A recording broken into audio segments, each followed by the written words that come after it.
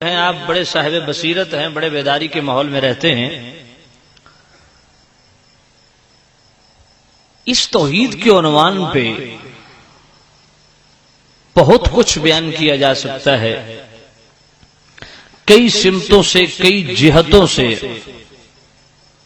اس topic پہ بولا جا سکتا ہے، سیر حاصل گفتگو کی جا سکتی ہے. لیکن توحید کے نام پہ جو سب سے بڑا فتنہ اس وقت معاشرے میں بپا کیا جا رہا ہے، وہ بڑے سادہ انداز میں مسلمانوں کو میں سمجھتا ہوں گمراہی کے گڑھے میں ڈال رہا ہے. وہ پیغام جو آج دیا جا رہا ہے، تو اس پہ کئی جہتوں سے گفتگو ہو سکتی ہے، لیکن جس وجہ سے فتنے میں مبتلا کیا جا رہا ہے وہ فکر نامراد کیا ہے، میں اس طرف اشارہ کروں گا اور مخصوص اس پوائنٹ پہ قرآن و سنت کوٹ کروں گا. وہ فتنہ یہ ہے کہ جب انبیاء کرام علیہ السلام کے معجزات، کمالات، تصرفات، سلطنت و اقتدار کو بیان کیا جائے، یا اولیاء کے تصرفات و کرامات کو بیان کیا جائے، اور وہ بھی قرآن و سنت کے عین مطابق بیان کیا جائے، تو کچھ لوگ گھبراہٹ کا شکار ہو جاتے ہیں کہ جی یہ تو شرک کر رہے ہیں. سامع نصیحت شام ایمانداری کے ساتھ اس کو سمجھنا چاہیے. کچھ بھولے بھالے ناسمجھ لوگ بھی اللہ اور اس کے رسول کی سچی محبت رکھنے والے بھی غیرت ایمانی اور ایمانی حمیت کی وجہ سے وہ بھی اس دلدل میں پھنس جاتے ہیں، اور وہ بھی یہی سمجھنے لگتے ہیں کہ شاید یہ شرک کیا جا رہا ہے، توحید کو چیلنج کیا جا رہا ہے. میرے بھائی ایسا ہرگز نہیں ہے. میں انشاءاللہ قرآن مجید تسلسل سے پڑھوں گا اور خود بخود آئینہ صاف اور شفاف نظر آتا جائے گا. سب سے بڑا فتنہ اس وقت اسی پوائنٹ کو لے کے جو ہے وہ بپا کیا جا رہا ہے اس معاشرے کے اندر. سامع نصیحت شام، سب سے پہلے میں اہل سنت جماعت کا ایک ذمہ دار ہونے کی حیثیت سے اپنا دعویٰ اور صفائی بھی پیش کر دوں. دعوے پہ جو میرے دلائل ہیں وہ تو بعد میں انشاءاللہ آئیں گے. اہل سنت جماعت الحمدللہ ثم الحمدللہ، ہم نہ اللہ رب العزت کی ذات میں کسی کو شریک ٹھہراتے ہیں، نہ اللہ رب العزت کی صفات میں کسی کو شریک ٹھہراتے ہیں، نہ توحید فی الافعال میں کسی کو شریک ٹھہراتے ہیں، نہ توحید فی الاسماء میں کسی کو شریک ٹھہراتے ہیں، نہ توحید فی الخلق میں کسی کو شریک ٹھہراتے ہیں، نہ توحید فی العبادت میں کسی کو شریک ٹھہراتے ہیں، نہ توحید فی القدرت میں کسی کو شریک ٹھہراتے ہیں، نہ توحید فی العلم میں کسی کو شریک ٹھہراتے ہیں، نہ توحید فی الدعا میں کسی کو شریک ٹھہراتے ہیں. بنیادی توحید کی تین بڑی قسمیں ہیں: توحید ربوبیت، توحید الوہیت اور توحید تحریم. توحید ربوبیت یہ ہے کہ اللہ رب العزت کو واجب الوجود تسلیم کیا جائے اور اس کی وحدت مطلقہ پر کامل ایمان رکھا جائے. اور توحید الوہیت کیا ہے کہ عبادت کے لائق صرف میرے رب کی ذات ہے، اس کے علاوہ کسی کی عبادت جائز نہیں ہے. سامع نصیحت شام، توحید تحریم کیا ہے کہ نظر اور تحریمات اللہ کے لیے خاص جانتے ہیں، اللہ کے لیے خاص مانتے ہیں. پھر یہ جو بڑی تین قسمیں ہیں، پھر آگے ان کی مزید اقسام ہیں. اب مثال کے طور پہ توحید کی سب سے بڑی قسم توحید ربوبیت ہے. اب توحید ربوبیت کی بھی آگے 4 قسمیں ہیں، توحید فی الذات، توحید فی الصفات، توحید فی الافعال، توحید فی الاسماء۔ توحید فی الذات کیا ہے؟ توحید فی الذات یہ ہے کہ اللہ وحدہ لا شریک ہے، اس کا کوئی ثانی کوئی ہمسر نہیں، نہ اس کے بیوی، نہ بچے، نہ اولاد، نہ اس نے کسی کو جنا، نہ وہ کسی سے جنا گیا۔ اور توحید فی الصفات کیا ہے کہ اللہ کی خاص صفات میں کسی کو شریک نہ کرے۔ توحید فی الافعال کیا ہے کہ اللہ کے خاص افعال میں کسی کو شریک نہ کرے۔ توحید فی الاسماء کیا ہے کہ اللہ کے خاص اسماء میں کسی کو شریک نہ کرے۔ یہ جو میں خاص لفظ بول رہا ہوں یہ بھی خاص مقصد کے لیے بول رہا ہوں، اور اس کے آگے انشاءاللہ میں تفصیلات عرض کروں گا اگر آپ تسلی سے سنیں گے۔ پھر اسی طرح توحید الوہیت کی آگے 5 قسمیں ہیں، توحید فی الخلق ہے، توحید فی العبادت ہے، توحید فی القدرت ہے، توحید فی العلم ہے، توحید فی الدعا ہے، اور الحمدللہ ہمارا عقیدہ قرآن و سنت کے عین مطابق ہے۔ توحید فی الخلق ہمارا عقیدہ ہے کہ اس کی تخلیق میں بھی کوئی شریک، کائنات عالم کا خالق ہے، مالک ہے، بالذات ہے، اور کوئی نہیں۔ توحید فی العبادت سامع نظیر شام بڑا سیدھا سادہ اہل سنت جماعت کا عقیدہ، امت مسلمہ کا عقیدہ کہ اللہ اکیلا عبادت کے لائق ہے، اس کی عبادت میں کوئی شریک نہیں۔ توحید فی القدرت پہ ہمارا کامل ایمان ہے کہ وہ قادر مطلق ہے، متصرف بالذات ہے، بالقدرت ہے، اور کوئی نہیں۔ توحید فی العلم ہمارا عقیدہ ہے، الحمدللہ ہمارا یہ عقیدہ ہے اللہ عالم الغیب والشہادہ ہے، اس کا علم بالقدرت ہے، بالذات ہے، اور بالکل ہے۔ اسی طرح توحید فی الدعا میں بھی کوئی شریک نہیں ہے، اور ہمارا عقیدہ ہے الحمدللہ کہ جملہ دعاؤں کا حقدار میرا رب ہے، ساری اسی سے کرنی چاہیے۔ اگر ایک واجب الوجود ہستی، ایک ہی واجب الارادہ ہستی کائنات میں تسلیم نہ کی جائے، ایک سے زائد ہستیوں کو متصرف حقیقی تسلیم کر لیا جائے، تو یہ نظام کائنات جو ایک وحدت کی صورت میں چل رہا ہے اس کا شیرازہ بکھر جائے گا، سب کچھ تباہ و برباد ہو جائے گا۔ ہمارا عقیدہ ہے لو کان فیہما آلہۃ الا اللہ لفسدتا، اگر میرے اس پاک پروردگار کے علاوہ بھی کوئی خالق و مالک ہوتا، کوئی عبادت کے لائق ہوتا، نظام کائنات چلانے والا ہوتا، متصرف حقیقی ہوتا، تو سامع نظیر احتشام یہ سب کچھ درم برم ہو جاتا، سب کچھ برباد ہو جاتا۔ یہی ہمیں عقیدہ نبیوں نے بھی دیا ہے، یا صاحب السجن ارباب متفرقون خیر ام اللہ الواحد القہار۔ یوسف علیہ السلام نے اپنے قید خانے کے ساتھیوں کو فرمایا، اے میرے قید خانے کے ساتھیوں، کیا متفرق الہ بہتر ہیں یا ایک جو سب پر غالب ہے؟ الحمدللہ ہمارا عقیدہ ہے کہ توحید فی العبادت میں کوئی شریک نہیں ہے، اور جس طرح توحید فی العبادت میں کوئی شریک نہیں ہے اسی طرح توحید فی القدرت میں بھی کوئی شریک نہیں ہے، توحید فی القدرت میں بھی کوئی شریک نہیں ہے۔ ہمارا عقیدہ عین قرآن کے مطابق اللہ فرماتا ہے قُلْ مَنْ بِيَدِهِ مَلَكُوتُ كُلِّ شَيْءٍ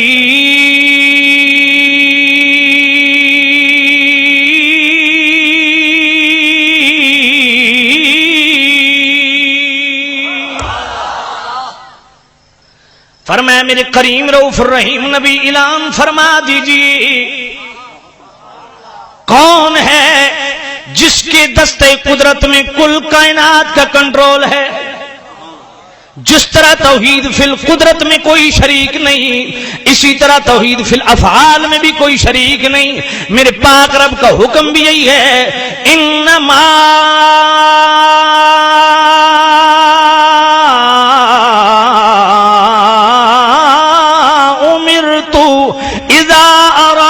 شيئا ان يقول له كن فيكون۔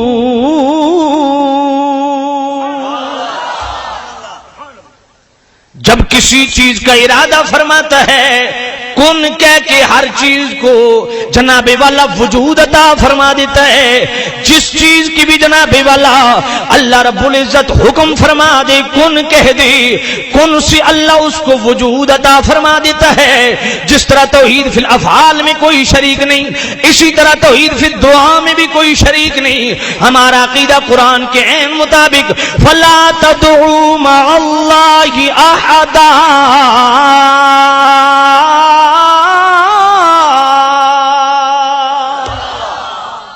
اکیلا حقدار ہے کہ جملہ دعائیں میرے رب سے کی جائیں. توحید فی الدعا میں بھی ہم کسی کو شریک نہیں ٹھہراتے. جس طرح توحید فی الدعا میں کوئی شریک نہیں اسی طرح توحید فی الاسماء میں بھی کوئی شریک نہیں. ہمارا عقیدہ قرآن کے مطابق هل تعلم له سمیہ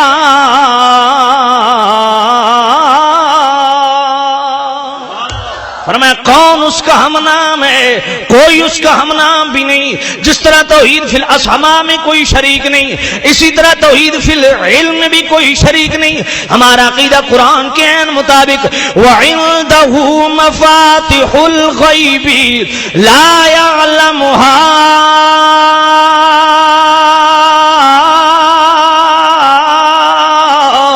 إِلَّا هُوَ.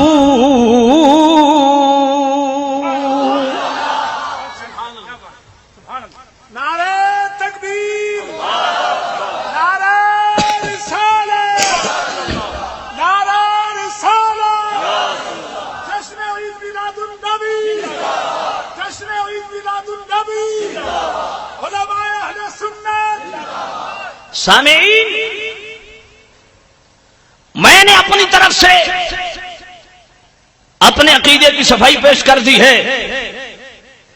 الحمدللہ رب العالمین ہم خدا کی ذات میں بھی کسی کو شریک نہیں ٹھہراتے خدا کی صفات میں بھی کسی کو شریک نہیں ٹھہراتے اس کے مخصوص افعال میں اسماء میں بھی کسی کو شریک نہیں ٹھہراتے تخلیق میں بھی کسی کو شریک نہیں ٹھہراتے قدرت میں بھی کسی کو شریک نہیں ٹھہراتے علم میں بھی کسی کو شریک نہیں ٹھہراتے دعا میں بھی کسی کو شریک نہیں ٹھہراتے. جب دعا میں بھی کسی کو شریک نہ ٹھہرائیں تخلیق میں بھی کسی کو شریک نہ ٹھہرائیں قدرت میں بھی کسی کو شریک نہ ٹھہرائیں علم میں بھی کسی کو شریک نہ ٹھہرائیں افعال میں بھی کسی کو شریک نہ ٹھہرائیں اور اسماء میں بھی کسی کو شریک نہ ٹھہرائیں نہ ذات میں کوئی شریک ہے نہ صفات میں کوئی شریک ہے تو پھر ہمیں مشرک کیوں کہا جاتا ہے؟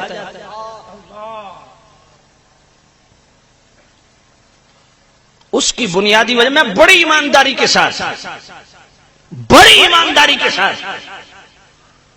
آپ کے سامنے اللہ کا قرآن رکھوں گا. اب خود انصاف کیجئے یہ جو شرک کا فتویٰ لگایا جاتا ہے یا کچھ ساتھیوں کو غلط فہمی ہو جاتی ہے وہ غلط فہمی کہاں سے لگتی ہے وہ میں پہلے عرض کر گیا ہوں کہ جب انبیاء کرام علیہ السلام کے معجزات کمالات محامد و محاسن بیان کیے جاتے ہیں تو قوم یہ سمجھتی ہے شاید یہ اللہ کا شریک ٹھہرا رہے ہیں. سامعین زیت شام قرآن بھرا پڑا ہے.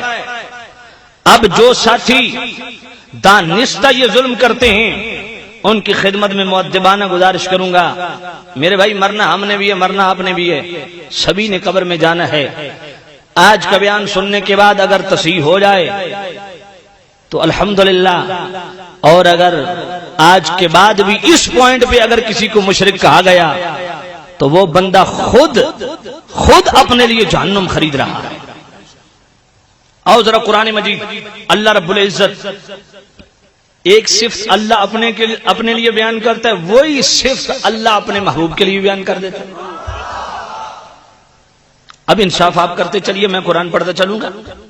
آئیے اللہ کا قرآن اللہ ارشاد فرماتا ہے انہ هو السمیع البصیر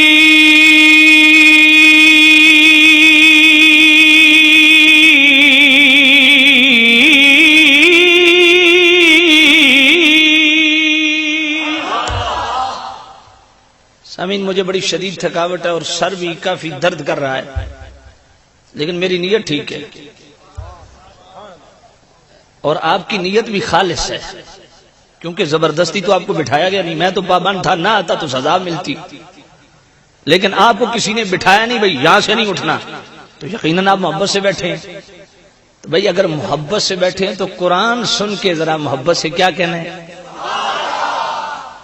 یہ جو اگلے بیٹھے ہیں کرسیوں والے تو بڑے لوگ ہیں نا، اس لیے ان سے ہم نہیں ان کو تکلیف. یہ جو آگے بیٹھے ہیں چٹائی پہ بیٹھے ہیں ان کی خدمت میں گزارش، اگر وہ بھی بول دیں تو انشاءاللہ ثواب ملے گا. اللہ کا قرآن سن کے اگر سبحان اللہ کہتے جائیے ثواب ضرور ملے گا. اللہ بڑا سخی ہے یار، اس کی حمد و ثنا کرو تو پھر ایسی ہی خالی جھولیاں واپس پلٹا دے. نہیں، وہ بڑی سخی ذات ہے. آپ سبحان اللہ کہتے جائیے، وہ دیکھو آپ کا دامن کیسے بھرتا ہے. آئیے اللہ کا قرآن اللہ ارشاد فرماتا ہے انہ ھو السمیع البصیر.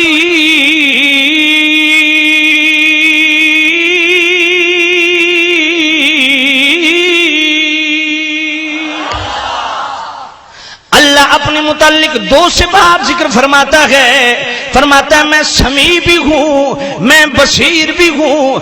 اللہ سننے والا بھی ہے، دیکھنے والا بھی ہے. اللہ سمیع بھی ہے، اللہ بصیر بھی ہے. اب جناب والا قرآن مجید کا دوسرا مقام اللہ اپنے بندوں کے متعلق خود فرماتا ہے فَجَعَلْنَاهُ سَمِيعًا بَصِيرًا.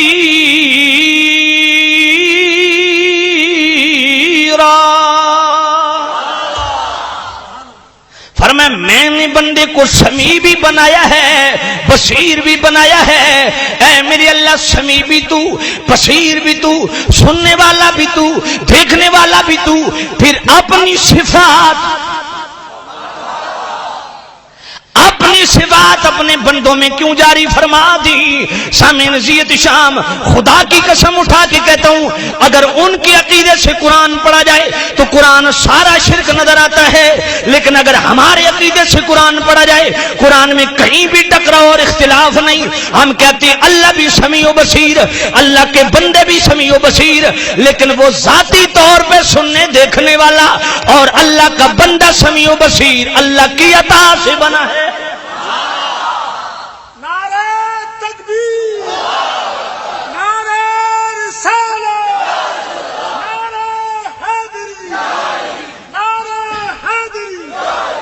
جناب والا اور آگے چلیے، میرا پاک رب فرماتا ہے ان اللہ بالناس لرؤوف الرحیم.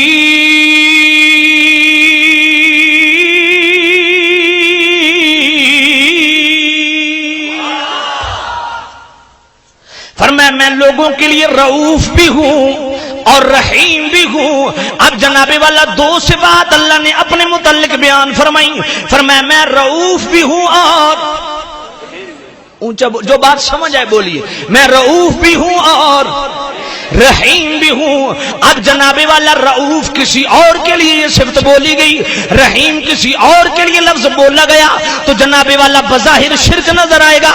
لیکن آئیے قرآن مجید 11واں پارہ سورہ توبہ آیت نمبر 128، اللہ پاک کا قرآن ہے. میرا پاک رب فرماتا ہے 11واں پارہ سورہ توبہ آیت نمبر 128، میرا پاک رب فرماتا ہے لقد جاءکم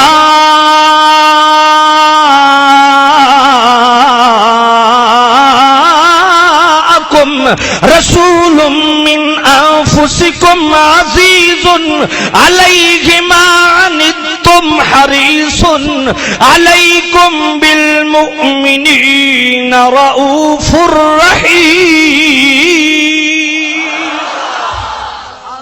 11واں پارہ سورہ توبہ آیت نمبر 128، میرا پاک رب فرماتا ہے اے میرے محبوب ہم نے آپ کو رؤوف بھی بنایا ہے، رحیم بھی بنایا ہے. اب ایک طرف اللہ فرماتا ہے میں رؤوف ہوں، میں رحیم ہوں، دوسری طرف 11واں پارہ سورہ توبہ آیت نمبر 128 میرا پاک رب خود فرماتا ہے مومنو جو تمہیں اپنا لاڈلا رسول عطا کیا ہے یہ تمہارے لیے رؤوف بھی بن کے آیا، رحیم بھی بن کے آیا. اب میرے بھائی خود ہی فیصلہ کر لے عقیدہ کس کا سچا. اگر اس عقیدے سے قرآن پڑھا جائے کہ جی خدا کی صفت بندے میں مان لی جائے تو بندہ مشرک ہو گیا. میں نے کہا تو ایک صفت بیان کرتا ہے، اب ذرا دیکھتے جانا سیالوی آج کتنا قرآن پڑھتا ہے.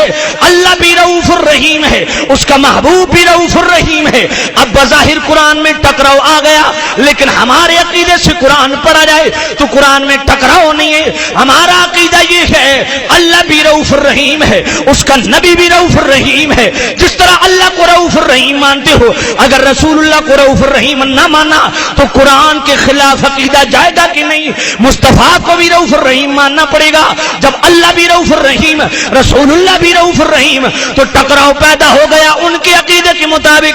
ہمارے عقیدے کے مطابق قرآن میں ٹکراؤ ہے ہی نہیں۔ ہم کہتے ہیں اللہ بھی رؤوف الرحیم ہے، اس کا نبی بھی رؤوف الرحیم ہے، لیکن فرق کیا ہے؟ اللہ ذاتی طور پہ رؤوف الرحیم ہے، اللہ کا رسول اللہ کے بنانے سے رؤوف الرحیم ہے۔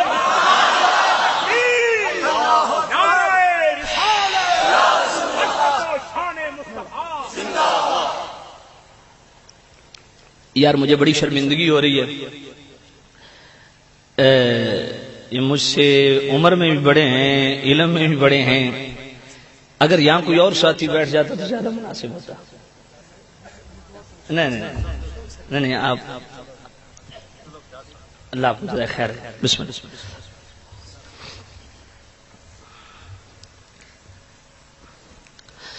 آئیے میرے دوستو ذرا آگے قرآن مجید سنو، میرا پاک رب کیا فرماتا ہے؟ ان اللہ علی کل شیء شہید،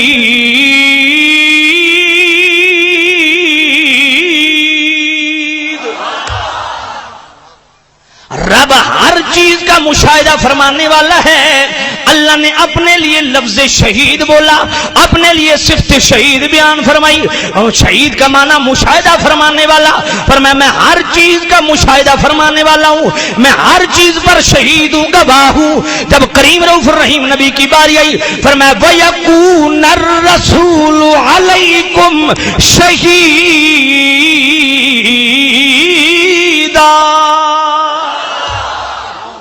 فرمایا اے میرے محبوب، آپ اپنے ہر امتی پہ شہید ہیں، ہر امتی کے گواہ ہیں، اور صرف امت کے ہی گواہ نہیں۔ قرآن مجید کا دوسرا مقام اللہ فرماتا ہے فَكَيْفَ إِذَا جِئْنَا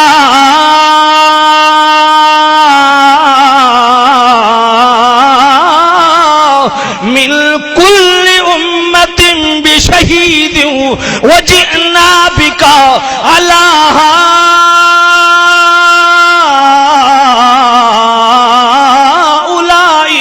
شہیدا۔ اللہ فرماتا ہے میں شہید ہوں۔ اب صفت شہید کسی اور کے لیے مانو گے تو بھائی جو غلط فہمی کا حضرات شکار ہیں ان کے عقیدے سے قرآن پڑھا جائے تو قرآن میں شرک ہے۔ لیکن معاملہ بڑا عجیب ہے، صفت شہید اللہ اپنے لیے بھی بیان کرتا ہے، اپنے پاک رسول کے لیے بھی بیان کرتا ہے۔ میرے بابو آپ امت کے بھی گواہ ہیں اور صرف اپنی امت کے نہیں۔ اذا جئنا بک علی ہؤلاء شہیدا، اور فکیف اذا جئنا من کل امت بشہید، تمام امتیوں کے لیے، اپنے جو آپ کے امتی ہیں ان کے لیے بھی، جو پہلی امتیں گزری ہیں ان سب کے لیے بھی، اور تمام نبیوں کا بھی آپ کو شہید گواہ بنا کے بھیجا۔ اب جنابی والا صفت شہید اللہ نے اپنے لیے بھی استعمال کی، اپنے پاک رسول کے لیے بھی یہی لفظ استعمال کیے، لیکن شرک، بولیے شرک نہیں، اس لیے کہ وہ ذاتی طور پہ مشاہدہ فرمانے والا ہے، اسے دیکھنے اور مشاہدہ کرنے کی قوت کسی نے عطا نہیں کی۔ اور اگر میرے پاک نبی اپنی امت کا بھی، پہلی تمام امتوں کا، پہلے سارے نبیوں کے بھی سرکار شہید ہیں، تو جناب والا ہمارا عقیدہ یہ اللہ کی عطا سے ہے۔ اور آگے چلیے اللہ کیا فرماتا ہے وَمَا لَكُم مِّن دُونِ اللَّهِ مِن وَلِيٍّ وَلَا نَصِيرٍ۔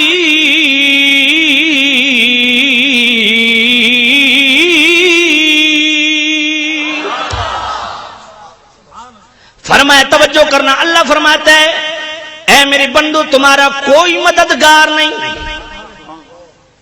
توجہ ہے، فرمایا فَمَا لَكُم مِّن دُونِ اللَّهِ مِن وَلِيٍّ، تمہارا کوئی ولی نہیں، ولا نصیر، تمہارا کوئی مددگار نہیں۔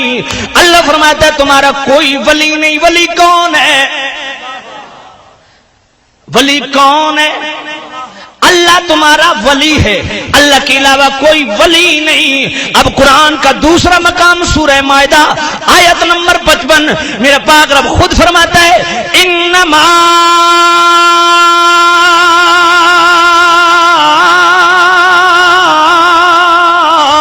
ولیکم اللہ ورسولہ والذین آمنوا، فرمایا تمہارا ولی اللہ بھی ہے، اللہ کا رسول بھی ہے، تمام اللہ کے نیک بندے بھی ہیں۔ اب ایک طرف خود فرماتا ہے تمہارا ولی ہے ہی کوئی نہیں، دوسری سورہ مائدہ آیت نمبر 55 میں خود فرماتا ہے تمہارا ولی میں بھی ہوں، جبرائیل بھی ہے، تمام مومن بھی ہیں۔ ٹکراؤ ہے کہ نہیں ہے؟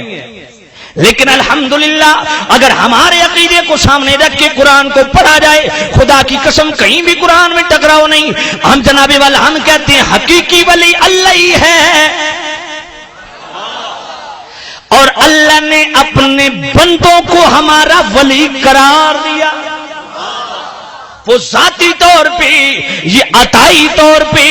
اور جنابی والا سننا، فرمایا ولا نصیر، تمہارا کوئی مولا نہیں، کوئی مددگار نہیں۔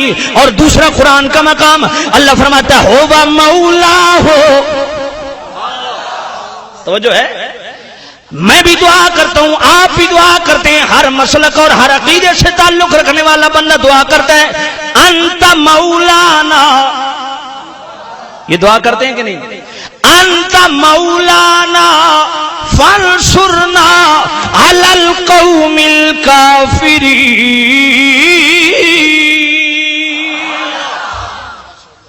میں بھی دعا کرتا ہوں، آپ بھی دعا کرتے ہیں، ہر دوسرے تیسرے عقیدے کا بندہ یہی دعا کرتا ہے انت مولانا، اے ہمارے مولا۔ اپنے ایمان سے بتاؤ یہ دعا کرتے ہیں آپ کے نہیں کرتے؟ اے میرے اللہ تو ہمارا مولا ہے، چونکہ تو مولا ہے اس لیے تیری بارگاہ میں عرض کرتے ہیں فانصرنا علی القوم الکافرین، کافر قوموں پہ ہمیں فتح نصیب فرما، ہماری نصرت و مدد فرما، کیونکہ مولانا تو ہمارا مولا ہے، انت مولانا، تو ہمارا مولا ہے، اس لیے کافروں پہ فتح نصیب فرما۔ ایک طرف تو جناب والا اللہ فرماتا ہے میں مولا، میں بھی کہتا ہوں تو مولا، آپ بھی کہتے ہیں تو مولا، ہر عقیدے کا بندہ کہتا ہے میرے اللہ تو ہی مولا۔ اور جب اللہ کی طرف جاتے ہیں اللہ فرماتے ہیں ہو با مولا ہو، میں بھی مولا، جبرائیل بھی مولا، وصالح المؤمنین۔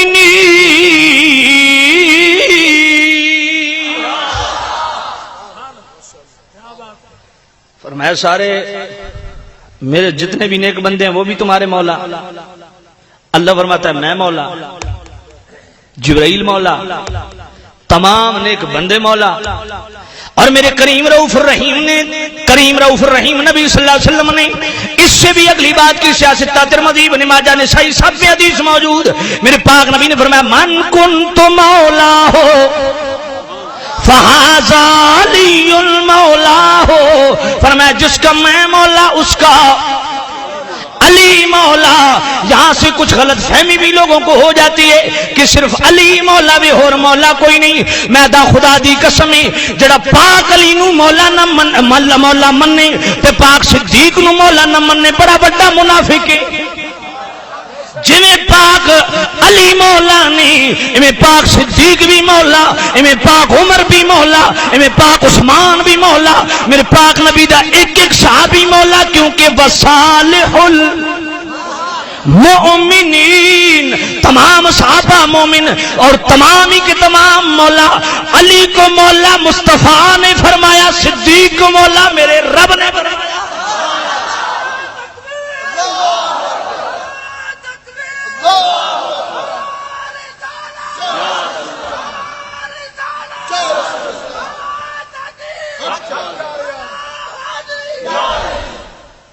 میں نے کہا میرے بھائی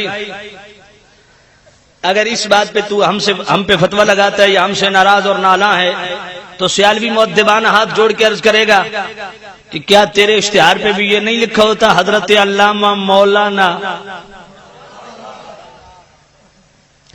میرے نام کے ساتھ بھی لکھا ہوتا ہے حضرت علامہ مولانا جی. جس طرح ہمارے معزز مہمان پہلوان محمد بشیر صاحب فرما سے تھے کہ حضرت علامہ مولانا غفران محمود سیالوی صاحب تشریف لائے تو ان کی بات سنیں تو بھائی انہوں نے مجھے مولانا کہا تو ان پہ کیا فتویٰ لگے گا؟ علامہ ہاشم صاحب نے مجھے مولانا کہا ان پہ کیا فتویٰ لگے گا؟ پروفیسر صاحب پہ کیا فتویٰ لگے گا؟ یہ اس طرح تو فتوے میرے بھائی لگے تو پھر ہندوستان پاکستان میں کوئی مسلمان بچتا ہی نہیں. کیا خیال ہے یار؟ خدا لگتی بات کیا کرو, توجہ کرنا یار. مولوی بھی مولانا ہو گیا, اللہ بھی مولا ہو گیا, علی بھی مولا ہو گیا, مومن بھی مولا ہو گیا, جبرائیل بھی مولا ہو گیا. فرق کیسے کرو گے؟ اور فرق کرنے پہ تم مجبور ہو. اللہ فرماتا ہے میں بھی مولا ہوا مولا ہو, اللہ بھی مولا, وجبریل جبریل بھی مولا, وصالح المومنین تمام مومنین مولا ہو. سرکار فرماتے ہیں من کن تو مولا ہو فہذا علی مولا ہو, میں بھی مولا, علی بھی مولا, اللہ بھی مولا, رسول اللہ بھی مولا, علی بھی مولا, ولی بھی مولا. میرے بھائی ہمارے عقیدے سے قرآن پڑھے گا سمجھ آئے گی خدا کی قسم, اور ہمارے عقیدے سے ہٹ کے قرآن پڑھے گا سیالوی اللہ کی قسم اٹھا کے کہتا ہے قیامت تک تمہیں قرآن سمجھ نہیں آئے گا. اللہ ذاتی طور پہ مولا ہے, اسے کسی نے بنایا. مصطفیٰ اللہ کی عطا سے مولا, علی اللہ کی عطا سے مولا, جبرائیل اللہ کی عطا سے مولا, پاک صدیق اللہ کی عطا سے مولا, پاک عمر اللہ کی عطا سے مولا, پاک عثمان اللہ کی عطا سے مولا. میرے پاک نبی کے قدموں چرنوں میں بیٹھنے والا ہر ایک صحابی مولا. حسن و حسین مولا.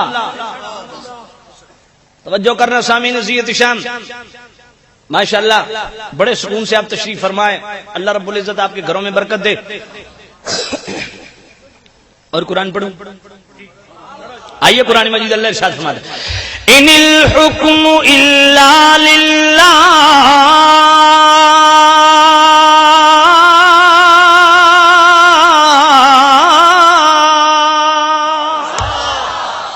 فرمایا اللہ حاکم ہے, اسی کا حکم چلتا ہے کائنات میں, اللہ کے علاوہ کوئی حاکم, اللہ حاکم ہے کوئی نہیں اور کوئی نہیں, اللہ حاکم ہے اسی کا حکم چلتا ہے. لیکن 5واں پارہ سورۃ النساء آیت نمبر 64 میرا پاک رب کا قرآن, میرا پاک رب فرماتا فلا وربک لا یؤمنون حتی یحکمون. فرمایا اے میرے محبوب مجھے تیرے رب ہونے کی قسم جو تجھے اپنے ہر فیصلے میں, اپنے ہر معاملے میں تجھے حاکم نہ مانے وہ کبھی مومن ہو سکتا ہی نہیں. اب اللہ بھی حاکم, رسول اللہ بھی حاکم, فرق کیسے کرو گے؟ ماننا پڑے گا اللہ ذاتی طور پہ اور مصطفیٰ کو اس نے حاکم بنا کے بھیجا ہے. اللہ اکبر. آئیے اور قرآن مجید اللہ ارشاد فرماتا ہے سامعین عزیز شام, اللہ بھی موتی, رسول اللہ بھی موتی, اللہ بھی عطا کرنے والا, رسول اللہ بھی عطا کرنے والے, اس لیے اللہ بھی موتی ہے, اللہ کا رسول بھی موتی ہے. قرآن مجید کی شہادت پیش کرنے لگا ہوں. 10واں پارہ سورہ توبہ آیت نمبر 59 میرا پاک رب فرماتا ہے وَلَوْ أَنَّهُمْ رَضُوا مَا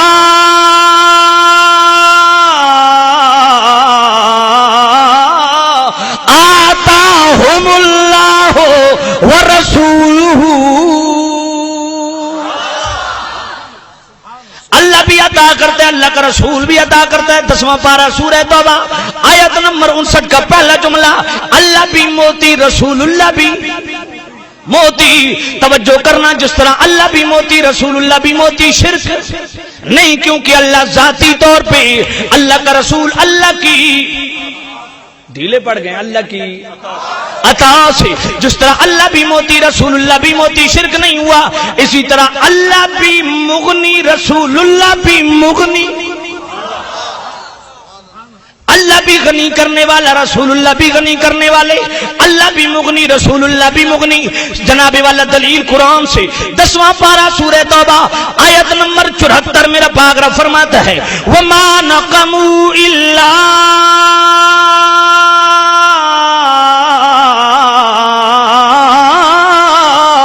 أَنْ أَغْنَاهُمُ اللَّهُ وَرَسُولُهُ۔ اللہ بھی غنی کرتا ہے، اللہ کا رسول بھی غنی فرماتا ہے، جس طرح اللہ بھی موتی رسول اللہ بھی موتی، شرک نہیں، اللہ بھی مغنی رسول اللہ بھی مغنی، شرک۔ اسی طرح اللہ بھی منعم رسول اللہ بھی منعم، اللہ بھی انعام دینے والا رسول اللہ بھی انعام دینے والے، اللہ بھی منعم ہے اللہ کا رسول بھی منعم ہے۔ آؤ قرآن سے شہادت پیش کرتا ہوں 22واں پارہ سورۃ الاحزاب آیت نمبر 37 میرا پاک رب فرماتا ہے اذ تقول للذی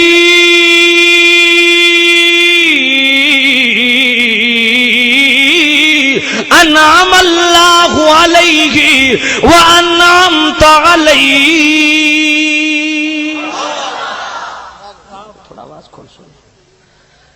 فرمایا میرے محبوب جب آپ اپنے غلام زید کو کہا کرتے تھے کون سا زید؟ فرمایا انعم اللہ، توجہ کرنا، انعم اللہ جس پہ اللہ نے بھی انعام کیا، وانعمت علیہ جس پہ آپ نے بھی انعام فرمایا۔ اگر جناب والا انصاف کا خون نہیں ہو گیا، سینے میں دھڑکتا دل رکھتے ہو تو اپنے ایمان سے انصاف کرنا۔ تمہاری عدالت میں مقدمہ سیالوی پیش کر رہا ہے، منصف اور جج بن کے جناب والا فیصلہ کر دو، میں مان جاؤں گا۔ میں بھی نماز پڑھتا ہوں، آپ بھی نماز پڑھتے ہیں، ہر عقیدے کا بندہ نماز پڑھتا ہے، اور جناب والا نماز کے اندر کیا کہتے ہیں؟ اہدنا الصراط المستقیم صراط الذین انعمت،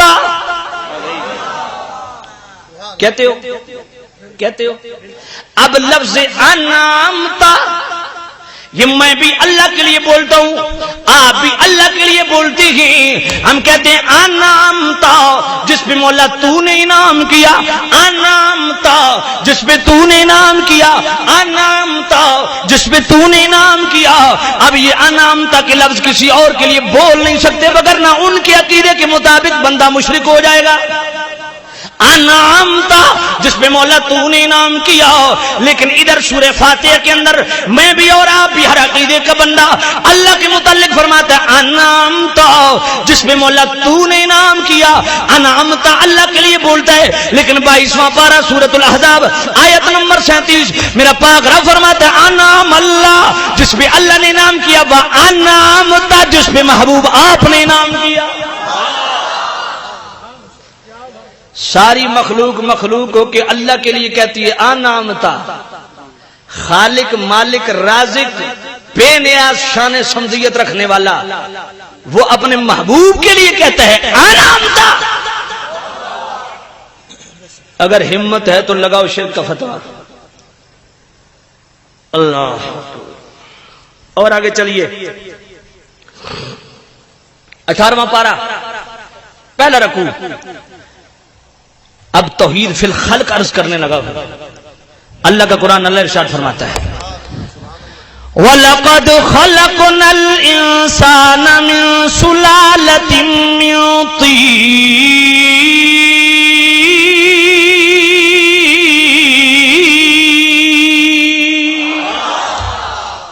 اے میرے بھائی توجہ کرنا 18واں پارہ پہلا رکوع، اللہ فرماتا ہے خلقنا، میں بناتا ہوں من تین، مٹی سے، توجہ کرنا ذرا، خلقنا میں بناتا ہوں، اے میرے اللہ کس سے فرمایا؟ من تین، مٹی سے بناتا ہوں، بنا کے ونفخت فی، میں اس میں پھونک مارتا ہوں۔ اب ذرا توجہ کرنا، ادھر اللہ فرماتا ہے میں پیدا کرتا ہوں، میں بناتا ہوں اور میں مٹی سے بناتا ہوں۔ ادھر تیسرا پارہ سورہ آل عمران آیت نمبر 49 اللہ کے پاک نبی عیسیٰ علیہ السلام فرماتے ہیں انی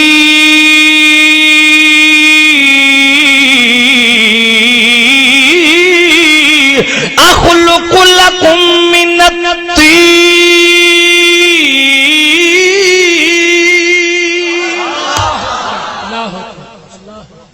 اللہ فرماتا ہے خلقنا، سبحان اللہ سبحان اللہ، کیسا خوبصورت کلام ہے میرے رب کا. خلقنا، میں بناتا ہوں. 18واں پارہ پہلا رکوع، تیسرا پارہ سورہ آل عمران آیت نمبر 49 کا پہلا جملہ. عیسیٰ فرماتے ہیں انی اخلق لکم، میں بناتا ہوں. اللہ فرماتا ہے من تین، میں مٹی سے. عیسیٰ فرماتے ہیں من التین، میں بھی مٹی سے. اللہ فرماتا ہے ونفخت فی، میں پھونک مارتا ہوں. ادھر تیسرا پارہ سورہ آل عمران آیت نمبر 49. عیسیٰ فرماتے ہیں فانفخ فی، میں پھونک مارتا ہوں.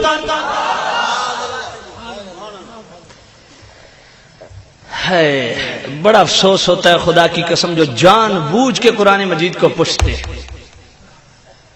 اللہ فرماتا اب صفت خلق، لفظ خلق اور لفظ نفخ، صفت نفخ، یہ دونوں صفات اللہ نے قرآن میں بیان کی. 18واں پہلا رکوع لفظ خلق، صفت خلق اللہ نے اپنے لیے بیان کی ہے. تیسرا پارہ سورہ آل عمران آیت نمبر 49 اور صفت خلق ادھر عیسیٰ علیہ السلام نے اپنے لیے بیان کی ہے. ادھر 18واں پارہ پہلا رکوع صفت نفخ اللہ نے اپنے لیے بیان کی ہے، اور ادھر جناب والا تیسرا پارہ سورہ آل عمران آیت نمبر 49 صفت نفخ اللہ کے نبی نے اپنے لیے بیان کی ہے. اللہ فرماتا ہے من تین، میں مٹی سے بناتا ہوں. عیسیٰ فرماتے ہیں میں بھی مٹی سے بناتا ہوں. یہ ونفخت فیہ من روحی، یہ قرآن مجید کی کون سی آیت ہے؟ کوئی حافظ قرآن بیٹھا ہو تو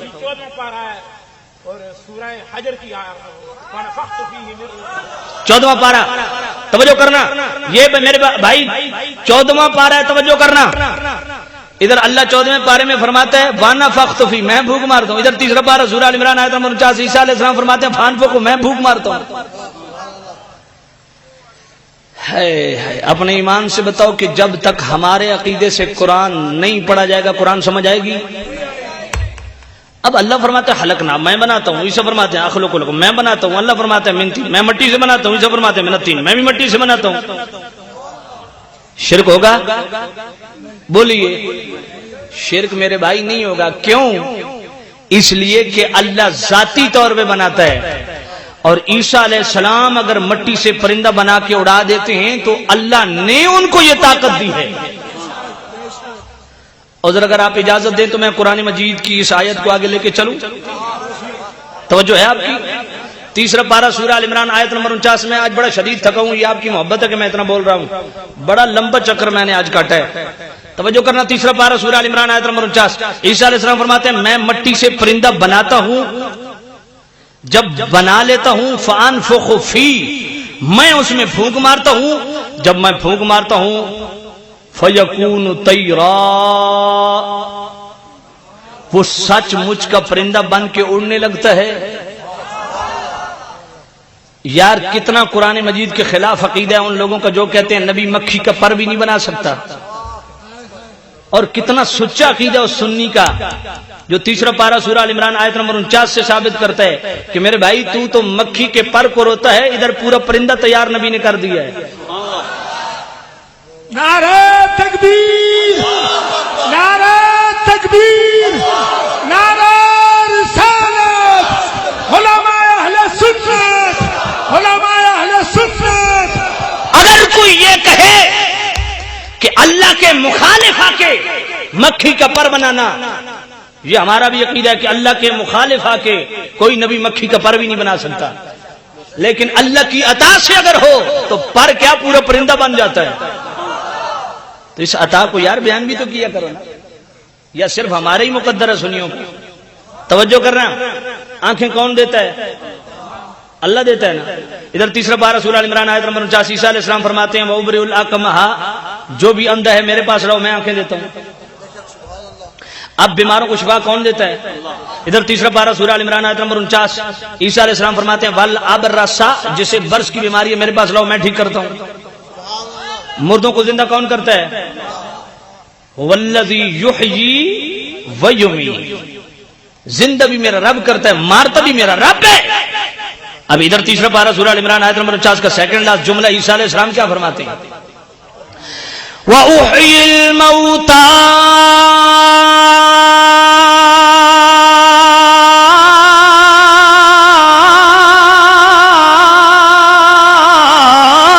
بِإِذْنِهِ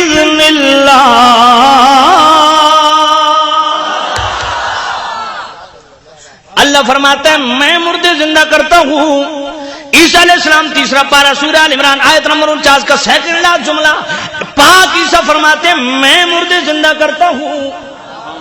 اب عیسیٰ علیہ السلام نے اپنی زندگی میں 4 مردے زندہ کیے. اپنے ایمان سے بتاؤ کتابی حوالہ جات کوٹ کرنے لگوں تو فجر ہو جائے خدا کی قسم. میں تو ابھی صرف اللہ کا قرآن ہی پڑھ رہا ہوں. وحی الموتا فرمایا میں مردے زندہ کرتا ہوں. اللہ فرماتا ہے میں مردے زندہ کرتا ہوں. شرک ہوگا نہیں. کیوں؟ اللہ ذاتی طور پہ. اور نبی اگر مردے کو اٹھا رہا ہے تو وہ اللہ کی عطا سے. بلکہ سامعین عزیز شام توجہ کرنا، یہ پاک عیسیٰ علیہ السلام کی بات ہے. اور میرے پاک کریم رؤوف الرحیم نبی کی شان تو بہت بلند ہے یار. بائبل پڑھیے کتاب مقدس، آج بھی بائبل کے اندر یہ لفظ موجود ہیں. عیسیٰ علیہ السلام اپنی زندگی میں حسرت کیا کرتے تھے اے میرے اللہ جو تیرا لاڈلا محبوب امام الانبیاء آنے والا ہے، اگر تو مجھے توفیق دے کہ میں ان کے جوتوں کے تسمے باندھوں. یہ میرے بھائی بائبل کے اندر موجود ہے، آج بھی یہ لفظ موجود ہیں. اگر عیسیٰ علیہ السلام مردے زندہ کر سکتے ہیں تو میرے پاک نبی کی شان کیا ہوگی، جو سب سے اولا نبی ہے، سب سے اعلیٰ نبی ہے، سب سے اشرف نبی ہے، سب سے اکمل نبی ہے. اسی لیے تو ہم کہتے ہیں سب سے اولا وہ اعلیٰ ہمارا نبی، سب سے اولا وہ اعلیٰ ہمارا نبی. ساتھی مجھ سے شکوہ کرتے ہیں کہ جی آپ شعر نہیں پڑھتے، تو میں برکت کے لیے یہ نعت شریف پڑھ رہا ہوں. اگر آپ ساتھ پڑھیں تو یقین جانیے بہت ہی لطف آئے گا، بہت ہی لطف آئے گا. آئیے ذرا مل کے، حضور کے سارے غلام ہیں، اللہ نے سب کو زبان دی ہے، بہترین اس کا استعمال یہ ہے یا اللہ کی توصیف و ثنا ہو یا حضور کی نعت پڑھی جائے. ذرا مل کے جو کرسیوں پہ حضرات بیٹھے ہیں ان کی خدمت میں مؤدبانہ گزارش ہے، مل کے حضور کی نعت پڑھیے. اللہ اگر حضور کی تعریف کر کے خوش ہوتا ہے تو ہم تو حضور کی امتی ہیں یار. سب سے اولا وہ اعلیٰ ہمارا نبی، سب سے بالا نبی، سب سے بالا وہ والا ہمارا نبی، سب سے بالا خلق سے اولیاء، اولیاء سے رسول، خلق سے اولیاء، اولیاء سے رسول، خلق سے اولیاء، خلق سے اولیاء، اولیاء سے رسول، اور رسولوں سے اعلیٰ ہمارا نبی، اور رسولوں سے اعلیٰ. سب سے اولا وہ اعلیٰ ہمارا نبی، سب سے بالا کرنو بدلی رسولوں کی ہوتی رہی، کرنو بدلی رسولوں، کرنو بدلی رسولوں کی ہو، کرنو بدلی رسولوں کی ہوتی رہی. چاند بدلی سے نکلا ہمارا نبی، چاند ہمارا نبی، سب سے اولا وہ اعلیٰ ہمارا نبی، سب سے بالا. غمزدوں کو رضا مجدہ دیجئے کہ ہے، غمزدوں کو رضا، غمزدوں کو رضا مجدہ دیجئے کہ ہے، بے کسوں کا سہارا ہمارا نبی، بے کسوں کا. عیسیٰ علیہ السلام نے مٹی سے مردے زندہ پرندے بنائے، پھونک ماری. توجہ کرنا یار، کہتے ہیں جی اللہ نے پرندہ اڑایا. میں نے کہا جی ہمارا بھی عقیدہ اللہ نے اڑایا، لیکن فَأَنفُخُ کا مطلب کیا ہے؟ عیسیٰ علیہ السلام فرماتے ہیں فَأَنفُخُ فِي، میں اس میں پھونک مارتا ہوں. یہ فَأَنفُخُ کا کیا مطلب میرے بھائی؟ تو ماننا پڑے گا کہ اللہ بھی پھونک مارتا ہے، عیسیٰ پاک بھی پھونک مارتے ہیں۔ اللہ کی پھونک میں بھی اتنا اثر ہے کہ جان پیدا ہوتی ہے، عیسیٰ علیہ السلام کی پھونک میں بھی اتنا اثر ہے کہ جان پیدا ہوتی ہے۔ فرق کیا ہے؟ اللہ کو یہ طاقت کسی نے دی نہیں ہے، اس کی ذاتی ہے۔ عیسیٰ علیہ السلام اگر پھونک سے پرندے کو زندہ کریں تو یہ اللہ کی عطا سے ہے۔ بلکہ اگر آپ اجازت دیں تو میں اس آیت کو مکمل کر لوں۔ کہاں سے پڑھ رہا ہوں؟ تیسرا پارہ سورہ آل عمران آیت نمبر 49۔ آئیے اس آیت کا آخری جملہ، اللہ کا قرآن، اللہ ارشاد فرماتا ہے وَأُنَبِّئُكُم بِمَا تَأْكُلُونَ وَمَا تَدَّخِرُونَ فِي بُيُوتِكُمْ۔ عیسیٰ علیہ السلام فرماتے ہیں اے میری امتیوں، جو تم کھا کے آئے تمہارے پیٹوں میں ہے، میں اس کی بھی خبر رکھتا ہوں، اور جو گھروں میں چھپا کے رکھ کے آئے ہو میں اس کی بھی خبر رکھتا ہوں۔ اب معاملہ بڑا عجیب ہے یار۔ ایک طرف اللہ فرماتا ہے وَعِندَهُ مَفَاتِحُ الْغَيْبِ لَا يَعْلَمُهَا، بڑا پوری توجہ سے، اور مجھے خدا کی قسم بڑا دکھ ہوتا ہے کہ قرآن مجید کی ایک آیت کو بیان کر دیا اور دوسری آیت کو دانستہ چھوڑ دیا۔ کتنی بڑی قرآن سے خیانت ہے۔ اور توجہ کرنا، آج ان لوگوں کے سٹیج پہ یہ آیت بڑی شد و مت سے پڑھی جاتی ہے، کہتے ہیں وَعِندَهُ مَفَاتِحُ الْغَيْبِ لَا يَعْلَمُهَا إِلَّا هُوَ۔ سیالوی نے پہلے خطبے میں یہ آیت پڑھ دی ہے، اور ہماری ایمانداری دیکھیے، ہم تصویر کے دونوں رخ پیش کرتے ہیں، ہم خیانت نہیں کرتے۔ اللہ فرماتا ہے وَعِندَهُ مَفَاتِحُ الْغَيْبِ، غیب کی کنجیاں رب کے پاس ہیں، لا يعلمها، لا يعلمها، کوئی غیب نہیں جانتا، اگر جانتا ہے تو الا ہو، اللہ جانتا ہے۔ اب اس آیت کو پیش کر کے جان چھڑا لینا بڑی خیانت ہے۔ سامعین، ہم بھی اس آیت کو مان رہے ہیں، ہم بھی پیش کر رہے ہیں وَعِندَهُ مَفَاتِحُ الْغَيْبِ لَا يَعْلَمُهَا إِلَّا هُوَ، لیکن یہ سوچو تو صحیح، کبھی اللہ نے کسی نوجوان کو توفیق دے دی قرآن کا ترجمہ ہی پڑھنے کی، اگر وہ قرآن جو پڑھنے لگ گیا اور وَعِندَهُ مَفَاتِحُ الْغَيْبِ لَا يَعْلَمُهَا اس کی نظر سے گزر گئی کہ اللہ فرماتا ہے میرے علاوہ تو کوئی غیب جانتا ہی نہیں، اگر وہ سارا قرآن پڑھنے لگے، تیسرا پارہ سورہ آل عمران آیت نمبر 49 اس کی نظر سے جب گزری کہ عیسیٰ علیہ السلام فرماتے ہیں میں تمہاری پیٹ کی بھی خبر رکھتا ہوں، جو گھروں میں چھپا کے رکھ کے آئے ہو میں اس کی بھی خبر رکھتا ہوں، پھر کیا کہو گے؟ اس لیے تصویر کے دونوں رخ اس کے سامنے رکھو تاکہ غلط فہمی پیدا نہ ہو۔ اللہ فرماتا ہے کوئی غیب نہیں جانتا الا صرف رب جانتا ہے۔ ادھر عیسیٰ علیہ السلام فرماتے ہیں جو تمہارے پیٹ میں میں اس کی بھی خبر رکھتا ہوں، اور جو گھروں میں چھپا کے رکھ کے آئے ہو میں اس کی بھی۔ اب اللہ کے علاوہ غیب جانتے ہی کوئی نہیں۔ اللہ فرماتا ہے وَعِندَهُ مَفَاتِحُ الْغَيْبِ لَا يَعْلَمُهَا إِلَّا هُوَ، صرف اللہ ہی غیب جانتا ہے، جانتے ہی کوئی نہیں۔ آئیے آپ کی مزید تسلی کر دوں، تیسرا پارہ سورہ آل عمران آیت نمبر 179۔ بھائی ختم کر دوں یا پیش کروں؟ تقریر تو بڑی لمبی چلے گی یار آج، کیونکہ آج میں نے اس پورے بیان کو بڑی تسلی سے بیان کرنا ہے۔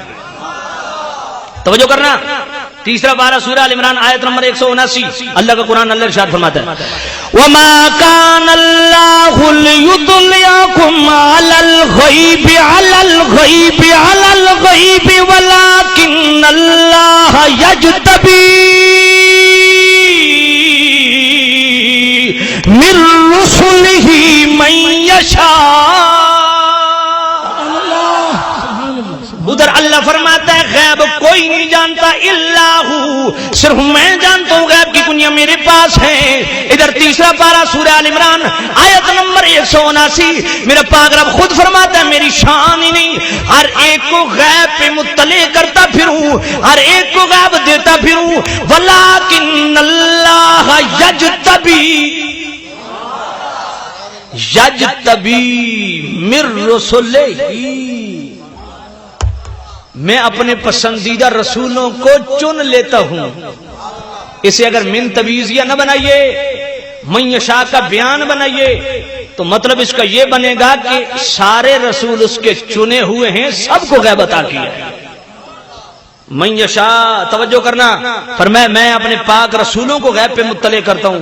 ادھر کہتا ہے غیب جانتے ہی کوئی نہیں، ادھر فرماتا ہے یجتبی، میں چن لیتا ہوں غیب کے لیے۔ یجتبی من رسلہ من یشاء، اپنے چنے ہوئے رسولوں کو غیب عطا کرتا ہوں. توجہ کرنا، یجتبی چنا ہوا. میں نے کہا کوئی اور ہو نہ ہو، اس مدینے والی سرکار کو تو مان جن کا نام ہی ہے مجتبی، چنے ہوئے. کیا نام ہے میرے پاک نبی کا؟ چنے ہوئے. اور اگر تسلی نہیں ہوئی تو سورہ جن آیت نمبر 27 میرا پاک رب کا قرآن، اللہ فرماتا ہے عالم الغیب فلا یظہر علی غیبہ احدا الا من ارتضی من رسول.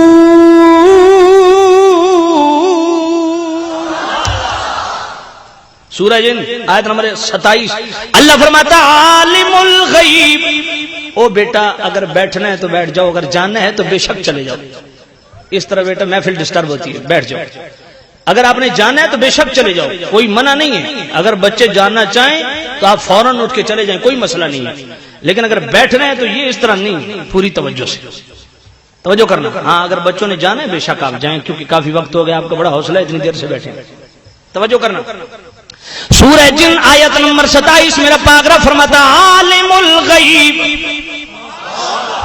سامعین میں بڑا خوبصورت ٹچ دوں گا، اگر آپ پوری طرح متوجہ ہوئے تو یقین جانیے اتنا لطف آئے گا، اتنا لطف آئے گا کہ میرے کہنے کی ضرورت ہی نہیں پڑے گی کہ آپ سبحان اللہ کہیں، آپ خود کہیں گے. اللہ فرماتا عالم الغیب، فرمایا میں غیب کا عالم ہوں، غیب کا جاننے والا ہوں. ولا یظہر علی غیبہ احدا الا من ارتضی من رسول. فرمایا میں غیب کا عالم ہوں، عالم الغیب. غیب کا عالم کون؟ توجہ. فرمایا میں غیب کا عالم ہوں، کسی کو غیب پہ مطلع نہیں کرتا. الا من ارتضی من رسول، اپنے پسندیدہ رسولوں کو غیب عطا کرتا ہوں، ان کو غیب پہ مطلع کرتا ہوں. توجہ کرنا، ارتضی چنا ہوا. میں نے کہا کوئی اور ہو نہ ہو، اس اپنے کریم رؤوف الرحیم نبی کے لیے تو مان جن کا نام ہی ہے مرتضی. اور ذرا توجہ کرنا، قرآن مجید ہے، اللہ فرماتا ہے عالم الغیب، میں غیب کا عالم ہوں. میں غیب کا، سارے غیب کا عالم کون؟ بولیے بولیے، اونچا بولیے. غیب کا عالم کون؟ فرمایا میں عالم الغیب. غیب کا عالم کون؟ ہر غیب کو جاننے والا کون؟ ہر غیب کا عالم کون؟ ہر غیب کا عالم میرا رب. ہر غیب کا عالم کون؟ غیب الغیب میرے رب کی ذات. توجہ کرنا، میں بڑا خوبصورت ٹچ دینے والا ہوں. عالم الغیب، غیب کا عالم کون؟ وہ جو خود غیب الغیب ہے. اللہ فرماتا ہے عالم الغیب، میں غیب کا عالم ہوں، اللہ ہی غیب کا عالم ہے. اور بخاری شریف کی پہلی جلد میرے پاک نبی فرماتے ہیں انا اعلمکم باللہ، میں اللہ کا عالم ہوں. اگر اس ٹچ کی تمہیں سمجھ آ گئی، خدا کی قسم تو قرآن سر پہ رکھ کے کہے گا کہ سنی کی عقیدہ سچا ہے. اللہ فرماتا ہے عالم الغیب، میں غیب کا عالم ہوں. اور اللہ خود غیب الغیب ہے. غیب توجہ سامعین، اللہ غیب الغیب ہے. اللہ سے بڑھ کے کوئی غیب نہیں ہے. توجہ کر رہا، اللہ فرماتا ہے ہر غیب کا عالم میں ہوں. ہر غیب کا عالم کون؟ اور اللہ کا عالم کون؟ ہائے ہائے ہائے، یہ نقطہ سمجھ جائیے، سارے مسئلے حل ہو جائیں گے. اور یہ میں بخاری شریف سے بڑی ذمہ داری سے پڑھ رہا ہوں، اس کو کوئی چیلنج نہیں کر سکتا. میں کلال پاک نبی فرماتے ہیں انا اعلمکم باللہ. اور بڑے مزے کی بات ہے، سرکار نے یہ نہیں فرمایا میں اللہ کا عالم ہوں، سرکار نے فرمایا میں اللہ کا عالم ہوں. ہائے ہائے ہائے، آپ سست بیٹھے ہیں. وگرنہ جس پوائنٹ میں گفتگو کو لے گیا ہوں اتنا پر لطف پوائنٹ ہے، خدا کی قسم مقام رسالت کیوں نکھر کے سامنے آ جاتا ہے۔ سورہ جن آیت نمبر 27 اللہ فرماتا عالم الغیب، میں غیب کا عالم ہوں، کوئی نہیں ہے غیب کا عالم، میں ہوں غیب کا۔ پھونکوں میں اثر ہوتا ہے، اللہ والوں کی پھونکوں میں۔ حضرت بابا فرید گنج شکر رحمت اللہ علیہ ریت ٹبے تے بیٹھے نہیں، طالب علم مٹکے چک کے پانی بھرن واسطے بابا فرید پوچھا پترو کدھر جاندے ہو؟ عرض کیتا بابا جی مدرسے پانی کھارا بھی، او دور چشمہ میٹھا پانی، اتو میٹھا پانی لین چلیا۔ بابا جی نے فرمایا پترو اتنا دور کیوں جاندے ہو؟ اے جناب والا اتھو ہی کھارا پانی میرے کو لے کرو، میں ہی میٹھا کر دیتا کر سا۔ طالب علم مٹکے بھری بابا فرید کے سامنے رکھ دیتی، بابا فرید نے 21 بار سورہ فاتحہ پڑھی، سارے مٹکیاں تے پھونک ماری، سارے مٹکے مٹھے ہو گئے۔ طالب علم مٹکے چکی مدرسے، محتمم پوچھا جلدی کیوں آ گئے ہو؟ آکھے استاد جی بابا بیٹھا ٹپے تھے، اس نے پھونک ماری سارے مٹکے مٹھے ہو گئے۔ آکھے بابا کیتا کیویں؟ آکھے سورہ فاتحہ بابا پڑھی۔ آکھے لے سورہ فاتحہ تے سانو بھی آندی ہے، بڑے بڑے کاری ہیں۔ سارے مولوی بہ گئے، پر سورہ فاتحہ پھونکن، ایک مٹکا بھی مٹھا کوئی نہیں ہویا۔ بابے انہوں کھل گئے طالب علم، بابا جی تساں ایک بار سورہ فاتحہ پڑھی، پھونک ماری تے سارے مٹکے مٹے، اسا پھونکا مار تھک گئے ہاں، ایک مٹکا مٹھا نہیں ہویا۔ بابا فرید فرمایا پترو زبان بھی تے فرید آلی ہوئے۔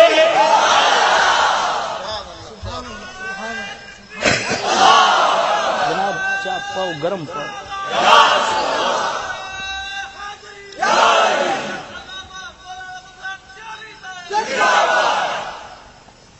100 بزرگاں دیاں پھوکاں جناب اثر ہے کہ کوئی نہ؟ اللہ اکبر۔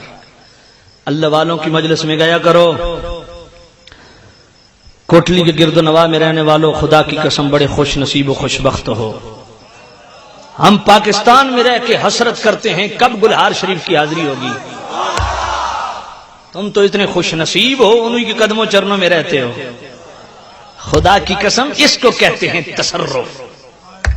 بابا اندر بیٹھا ہے اور تصرف اور تصوف چلتا پھرتا نظر آتا ہے۔ اللہ اکبر۔ ضرورت مرشد پہ 2.5 گھنٹے کا میری سیڈیاں موجود ہیں، خطاب موجود ہے، آپ مارکیٹ سے لے لے اور خریدیں اور سنیں اس کو کہ مرشد کی کتنی ضرورت ہے۔ اور میں بونگیاں کدی نہیں ماری ہیں، تو انہوں نہیں پتا، میں انشاءاللہ پڑھ دی قرآن و حدیث۔ ذرا توجہ کرنا۔ تو میں کیا عرض کر رہا تھا، صفت وہب دونوں میں پائی جاتی ہے، ادھر بھی ادھر بھی، تو کیا کہو گے؟ وہ یار جبرائیل امین، سبحان اللہ۔ اگر آپ مجھے اجازت دیں تو قرآن مجید کی ایک آیت مجھے یاد آ رہی ہے، توجہ کرنا۔ بات تو اس سے آگے چلی گئی ہے،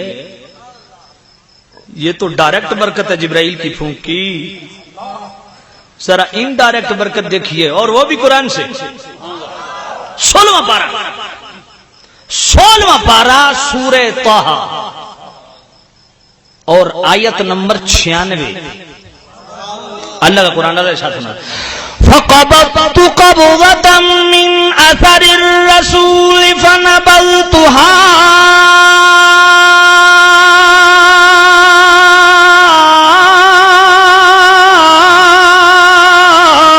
وَكَذَلِكَ سَوَّلَتْ لِي نَفْسِي۔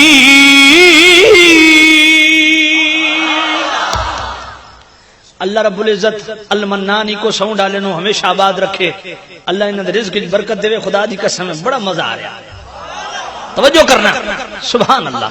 جناب والا 16واں پارہ سورہ طٰہٰ آیت نمبر 96۔ موسیٰ علیہ السلام نے سامری جادوگر سے پوچھا، اے جادوگر تو نے اس بچڑے میں جان کیسے پیدا کی؟ سونے کا بچڑا بنایا۔ سامری جادوگر نے، وہ بول بھی رہا ہے، حرکت بھی کر رہا ہے۔ موسیٰ علیہ السلام نے پوچھا اس میں جان کیسے ڈالی؟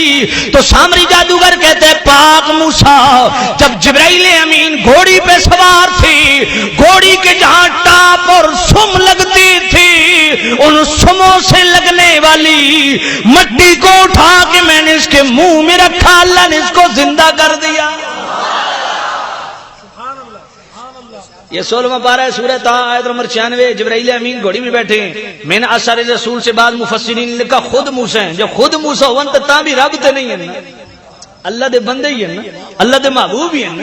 لیکن جمہور کا قول ہے کہ اس رسول سے مراد چونکہ تمام فرشتوں کا بھی رسول ہے جبرائیل, تو اس حوالے سے جبرائیل جس جانور پہ سوار ہے, یار نور تو سوار ہو ہی نہیں سکتا, یہ سواری کیسے ہو رہی ہے میرے بھائی؟ انشاءاللہ نور و بشر کے جتنے بھی مسئلے ہیں, میری نیت ہے, منظور میرے رب کو کیا ہے یہ میں وقت آنے سے پہلے نہیں بتا سکتا. انشاءاللہ میری نیت یہ ہے کہ اس عنوان پہ چونکہ آج تک اتفاق کی بات عرض کروں کہ 9 سالوں میں نے ایک دفعہ بھی بیان نہیں کیا, نور و بشر کے معاملے میں ایک دفعہ بھی میرا بیان نہیں ہوا. اور انشاءاللہ اس عنوان پہ سیر حاصل گفتگو قرآن و سنت کی روشنی میں اگر میرے رب کو منظور ہوا تو یہ سیری کھرٹا سیری میں انشاءاللہ عظیم الشان وہاں پہ پروگرام ہوگا, وہاں پہ میں اس عنوان کو پیش کروں گا. اور یہ سارے جتنے بھی اس پہ جو ہے وہ لے دے ہوتی ہے, سارے معاملات کو میں انشاءاللہ بڑی وضاحت کے ساتھ عرض کروں گا. توجہ کرنا سامعین زیت شام, جبرائیل امین گھوڑی پہ سوار, گھوڑی کے ٹاپ زمین پہ لگے, جبرائیل کے پاؤں زمین پہ نہیں, گھوڑی کے ٹاپ زمین پہ لگے. گھوڑی کو لمس جبرائیل کا حاصل ہے. اگر ان ڈائریکٹ جبرائیل کی اتنی برکت ہے تو ڈائریکٹ کتنی ہوگی؟ اور اگر جبرائیل کی یہ برکت ہے تو اس میرے پاک نبی کی کیا برکت ہوگی جن کے قدموں میں معراج کی رات جبرائیل بھی سر رکھے ہوئے ہیں. اور قرآن پڑھوں, آئیے اللہ کا قرآن سنیے. اللہ فرماتا ہے وَلِلَّهِ مِيرَاثُ السَّمَاوَاتِ وَالْأَرْضِ, زمین و آسمان کا وارث کون؟ اللہ ہی وارث ہے, اللہ ہی وارث ہے. اب جب کوئی سٹکر دیکھ لیتا ہے اللہ نبی وارث تو طبیعت خراب ہو جاتی ہے. میں نے کہا نہ میرے بھائی, علم کی کمزوری ہے, قرآن پڑھ. اللہ فرماتا ہے زمین کا وارث کون؟ بولیے یار, زمین کا وارث کون؟ اب اللہ کے علاوہ زمین کا کسی کو وارث مانا گیا, ان کے عقیدے کے مطابق شرک ہوگا.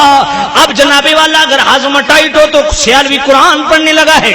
17واں پارہ سورۃ الانبیاء آیت نمبر 105, میرا پاک رب فرماتا ہے تلک الجنۃ التی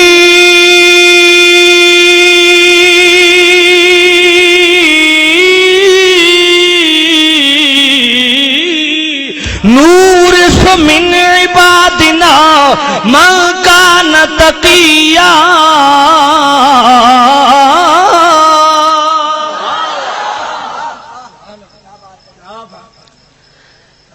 17واں پارہ سورۃ الانبیاء آیت نمبر 105, میرا پاک رب فرماتا ہے حقیقی زمین کا وارث میں ہی ہوں, اور میں نے اپنے بندوں کو زمین کا وارث بنایا ہے. اللہ اکبر.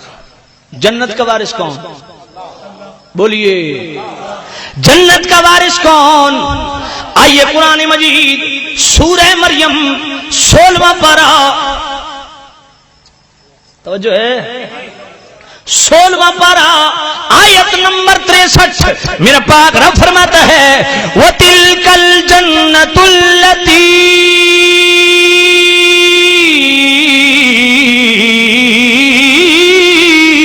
نورث من عبادنا من کان تقیا.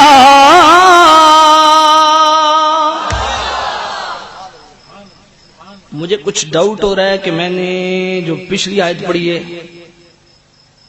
وَتِلْكَ الْجَنَّةُ الَّتِي نُورِثُ مِنْ عِبَادِنَا مَنْ كَانَ تَقِيًّا, یہ پڑھی تھی. ہاں نہیں, یہ جنت کی وراثت ہے. میں زمین کی بات کر رہا تھا.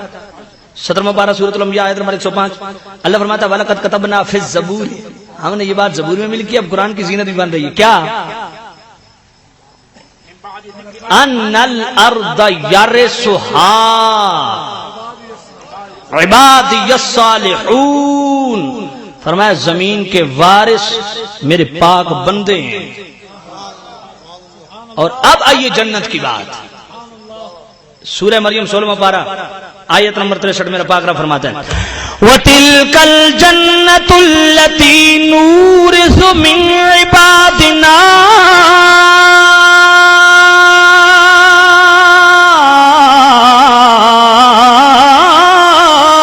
مَنْ كَانَ تَقِيًّا.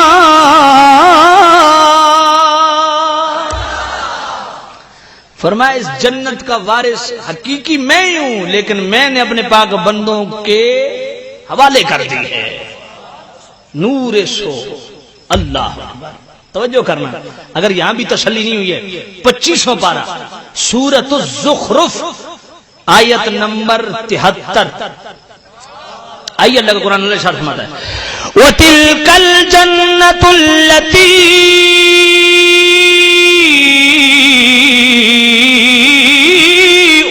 أُورِثْتُمُوهَا بِمَا كُنْتُمْ تَعْمَلُونَ.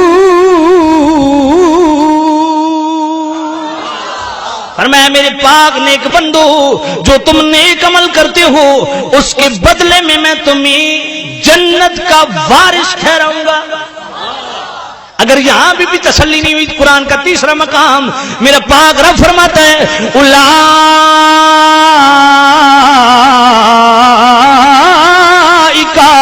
هم الوارثون الذین یرثون الفردوس.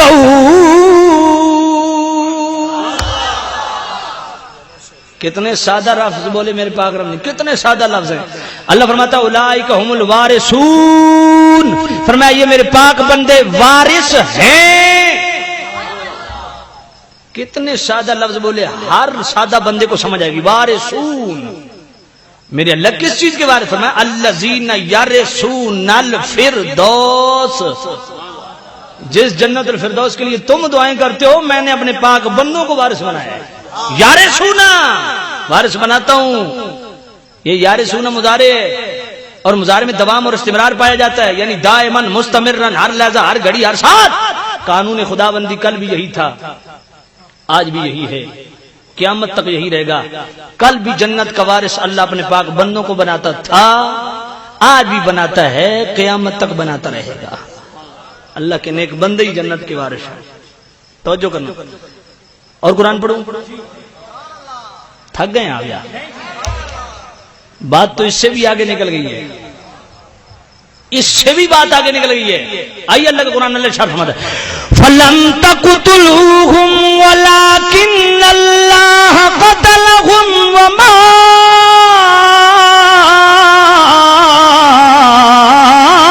رَمَيْتَ إِذْ رَمَيْتَ وَلَكِنَّ اللَّهَ رَمَى. لشکر اسلام نے کافروں کی گردنیں تن سے جدا کی، صحابہ نے کافروں کی گردنیں تن سے جدا کی.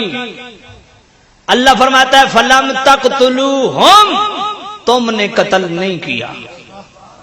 اب قتل انہوں نے کیا ہے لیکن اللہ ادھر سے نفی فرما رہا ہے. آگے فرمایا وَلَكِنَّ اللَّهَ قَتَلَهُمْ، انہوں نے قتل کس کی تھا؟ ہن بندیاں دا عمل ہوئے تھے اللہ اپنی طرف منسوب کر چھوڑے. اور وما رمیتا اذ رمیتا، اپنے مان اللہ صبح کنکر کس مارے سن؟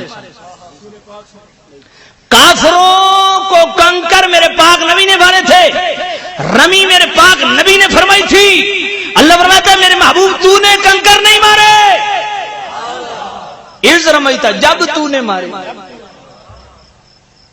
اللہ مصطفیٰ اور اللہ کا جو ایک تعلق ہے نا محبوبیت والا، اس کو رب سمجھنے کی توفیق دے. وما رمیتا، محبوب تو نے نہیں رمی کی، تو نے نہیں مارا کافروں کو. اذ رمیتا جب تو نے مارا تھا، ولکن اللہ رما، وہ تو اللہ نے مارا تھا. تم صفت کی بات کرتے ہو، یہاں تو معاملہ ہی کچھ اور ہو گیا. بلکہ اس سے بھی اگلی بات کروں من یطع الرسول فقد اطاع اللہ. فرمایا میرے محبوب جس نے تیری اطاعت کر لی وہ یوں سمجھے اس نے خدا کی اطاعت کر لی. معاملہ تو اس سے بھی آگے چلا گیا. اگر آپ اجازت دیں تو میں بات اس سے بھی آگے چلے گی میرے بھائی. 9واں پارہ سورۃ الانفال آیت نمبر 24 میرا پاک رب فرماتا ہے یا ایھا الذین آمنوا استجیبوا للہ وللرسول اذا دعاکم لما یحییکم.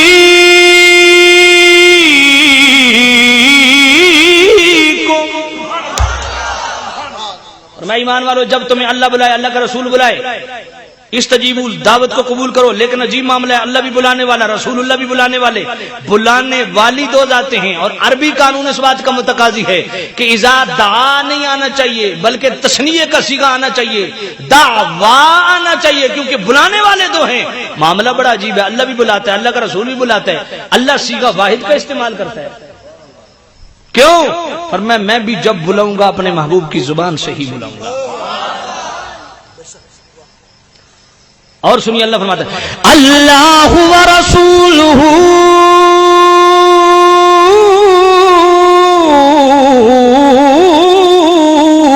احق ان یردوہ.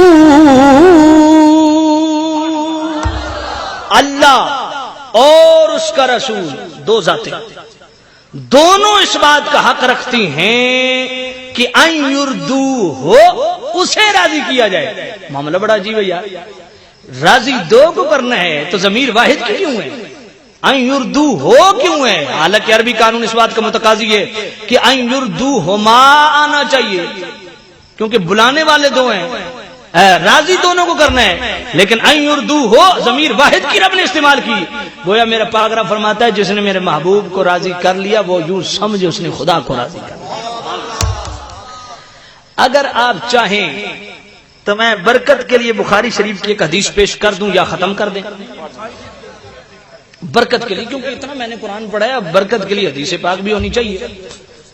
سامعین عزیز شام، اور انشاءاللہ جس عنوان پہ میں فوکس کیوں اسی سے ریلیٹڈ حدیث عرض کروں گا، ادھر ادھر نہیں. بخاری شریف دوسری جلد صفحہ 963 کتاب الرقاق باب التواضع. یہ بخاری شریف میں کس جگہ روایت موجود ہے؟ دوسری جلد میں. اور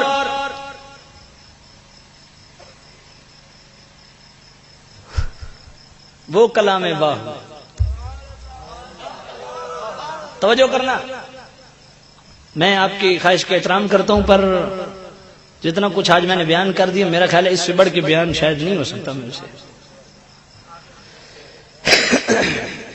ویسے تو ایک ہفتہ میرے نال ٹرو نا تو لگ سمجھ منجے بھئی یہ بندہ بولدا کیوں. اے خدا دی قسم ہے اللہ اور اس دے رسول دا خاص کرم ہے. ذکر رسول دی برکت ہے نا، مسلسل اس سلسلے جاری ہے. دعا کرو اللہ ہمت حوصلہ اور استقامت دیتی رکھے. آئیے بخاری شریف کی دوسری جلد صفحہ 963 کتاب الرقاق باب التواضع بڑی ذمہ داری سے اور صحیح حدیث عرض کرنے لگا. میرے کریم رؤوف الرحیم نبی صلی اللہ علیہ وسلم نے ارشاد فرمایا بھی اللہ فرماتا ہے ما تقرب الی عبدی بشیء احب الی مما افترضت علیہ. فرمایا اللہ فرماتا ہے کہ میرا قرب پانے کے لیے سب سے پہلا کام کیا کرنا ہے؟ فرمایا فرائض کی پابندی کرو. چھلے مچھے کڑے پہننے والے، لوہے کی زنجیر اوڑھنے والے، بڑی بڑی لٹیں رکھنے والے، داڑھی مڈوانے والے، ان کو ہم بالکل کوئی پیر نہیں مانتے اور نہ ان کے ذمہ دار ہیں. ہم کسی کے عرس پہ اگر میلے لگیں، خسرے ناچیں، ڈھول پہ دھمال ہو، وہ شیطانی فعل ہے، ہم بالکل اس کی حوصلہ افزائی نہیں کرتے.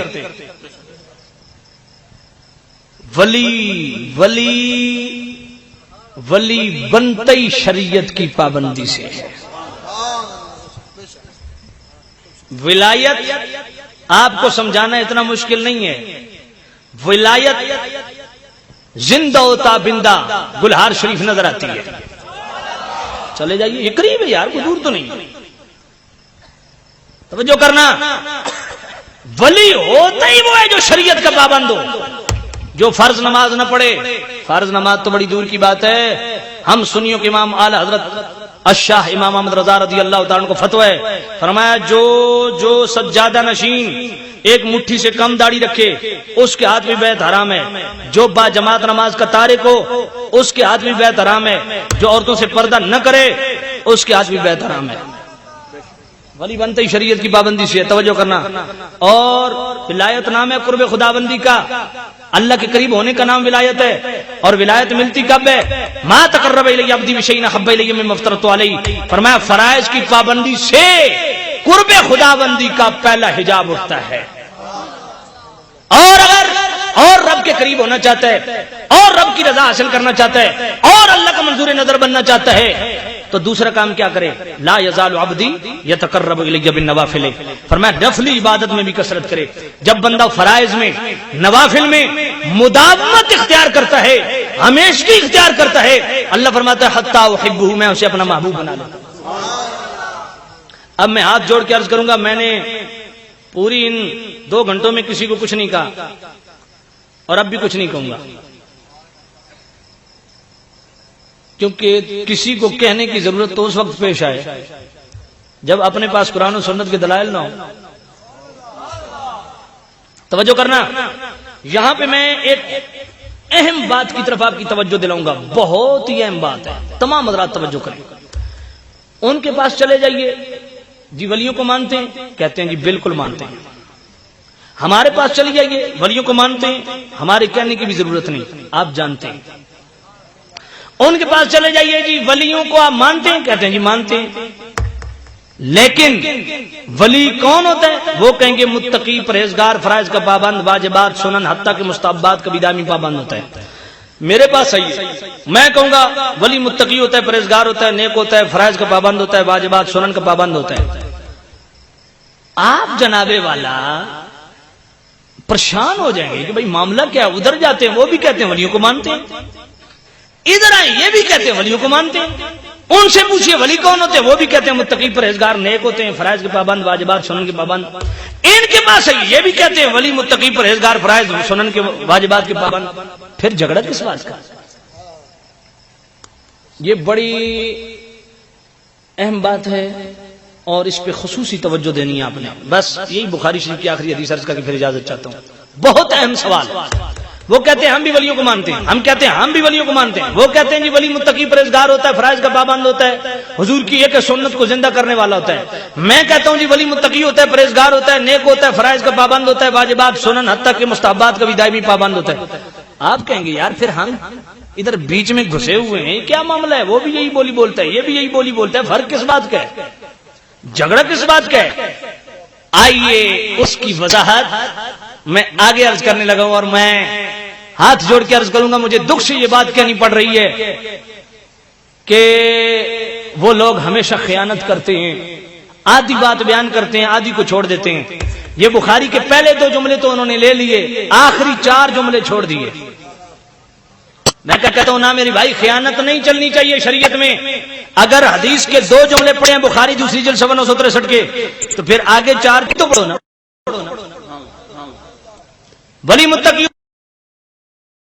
سنن کا پابند ہوتا ہے، ہم کہتے رہتے ہیں ولی متقی ہوتا ہے، پرہیزگار ہوتا ہے، نیک ہوتا ہے، فرائض کا پابند ہوتا ہے۔ فرق کس بات کا؟ بولی دونوں کی ایک ہے، فرق اگلی چیز ہے، اگلی چیز بیان نہیں کرتے۔ ہم ساری چیز بیان کرتے ہیں۔ اللہ فرماتا ہے جب فرائض، نوافل، واجبات کا بندہ پابند ہو جاتا ہے، خطا احبہ، میں اسے اپنا محبوب بنا لیتا ہوں۔ میں کہتا ہوں پیارے اگے بیان بھی کرنا بھی شان محبوبیت اگر اللہ عطا کرتا ہے تو اللہ اپنے بندوں کو کیا کمال عطا کرتا ہے، اور وہ چیز میں بیان کروں، ادھر ادھر سے نہیں، اسی حدیث کو پورا کروں گا۔ بخاری شریف دوسری جلد 763، اللہ فرماتا ہے جب بندہ فرائض، واجبات، سنن کا پابند ہوتا ہے،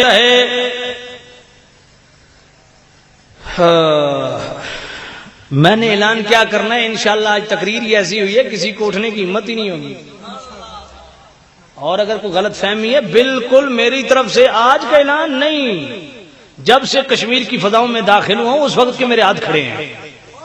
بسم اللہ، آئیے آئیے، اپنے کسی پڑھے لکھے لائیے نا ہمارے سامنے، آپ سے ہم نے کیا بات کرنی ہے یار۔ توجہ کرنا سامع نصیحت شام، بخاری شریف کے اگلے جملے سنیے، اللہ فرماتا ہے جب میں اسے اپنا محبوب بنا لیتا ہوں، اے میرے اللہ جب تیرا بندہ محبوب بن جاتا ہے تو پھر عام بندے اور اس میں فرق کیا ہے؟ وہ بھی تیرا بندہ یہ بھی تیرا بندہ، فرق ہے؟ فرمایا بہت بڑا فرق ہے میرے اللہ۔ کیا؟ اگلا جملہ فرمایا کنت سمعہ الذی یسمع بہ، میں اپنے اس محبوب بندے کے کان بن جاتا ہوں جن سے وہ سنتا ہے۔ یہ چیز کیوں نہیں بیان ہوتی؟ ساری چیز بیان کرو، آدھی چیز مت بیان کرو۔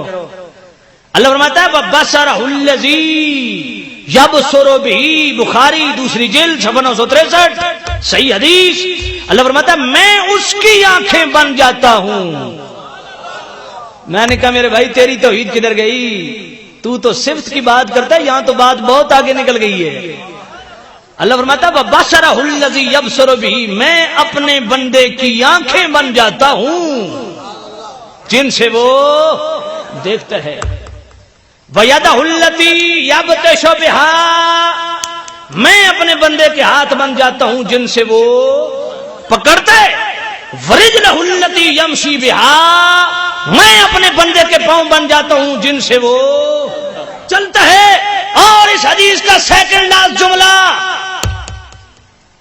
ذرا دل کے کانوں سے سنیے، اللہ فرماتا ہے وَلَئِنْ سَأَلَنِي لَأُعْطِيَنَّهُ، اللہ فرماتا ہے یہ ممکن ہی نہیں جس نے مجھے کمایا ہو وہ میری جناب میں ہاتھ اٹھا دے اور میں خالی پلٹا دوں۔ یہ چیز کیوں نہیں بیان ہوتی؟ حدیث کے 2 جملے بیان کرتے اور 5 کو چھوڑ دیتے ہو، کتنی بڑی خیانت ہے یار۔ میں نے کہا چلو مفسرین کو پڑھنے کی ضرورت نہیں، مجھے بتاؤ یہ بخاری میں حدیث ہے کہ نہیں، دوسری جلد صفحہ 963 پہ حدیث ہے کہ نہیں؟ اگر ہے تو مجھے بتاؤ۔ اللہ فرماتا ہے میں اس کے کان بن جاتا ہوں، میں اس کی آنکھیں بن جاتا ہوں، میں اس کے ہاتھ بن جاتا ہوں، میں اس کے پاؤں بن جاتا ہوں۔ میں نے کہا امام بخاری پہ بھی بعد میں فتویٰ لگانا، پہلے ذرا ہمت کر ادھر، جو میرا رب خود فرما رہا ہے۔ اور میرے بھائی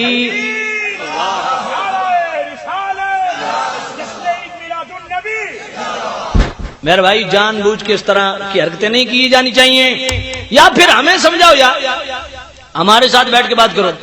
پھر اکیلے اکیلے کیوں بنا بنایا پلہ پوسا اتنا جناب سونا جا مولوی مفت گن منجو، اسانو بھی نال گن منجو نا، اکلے کیوں میں دے اساں بھی تہاڈے نال بستر چاہیے۔ توجہ کرنا، یہ میں نے بخاری شریف کی حدیث بڑی ایمانداری کے ساتھ پڑھ دی ہے، بتاؤ اس کا معنی کیا ہے؟ اللہ فرماتا ہے میں اس کے کان بن جاتا ہوں، میں اس کی آنکھیں بن جاتا ہوں، میں اس کے ہاتھ بن جاتا ہوں، اور میں اس کے کان بن جاتا ہوں جن سے وہ سنتا ہے، میں اس کی آنکھیں بن جاتا ہوں جن سے وہ دیکھتا ہے، میں اس کے ہاتھ بن جاتا ہوں جن سے وہ، میں اس کے پاؤں بن جاتا ہوں جن سے وہ۔ اس حدیث پہ صرف ایک امام فخر الدین ویسے مجھے ضرورت نہیں، یہ ان سے مجھے پوچھنا چاہیے تھا، لیکن چونکہ ہم فراخ دل لوگ ہیں نا، سخی لوگ ہیں، اس لیے وضاحت بھی کر دوں۔ امام فخر الدین رازی امام المفسرین صاحب تفسیر کبیر کے اندر اس حدیث کی تفسیر کیا کرتے ہیں؟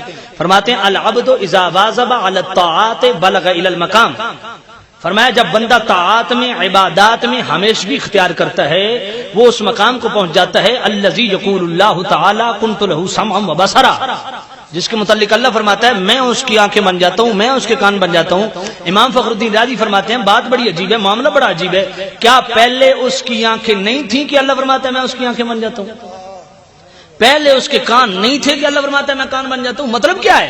امام فخر الدین رازی جن کو وہ بھی تسلیم کرتے ہیں وہ فرماتے ہیں فَإِذَا سَارَ نور جلال اللہ تعالی سمع لہ، سجنوں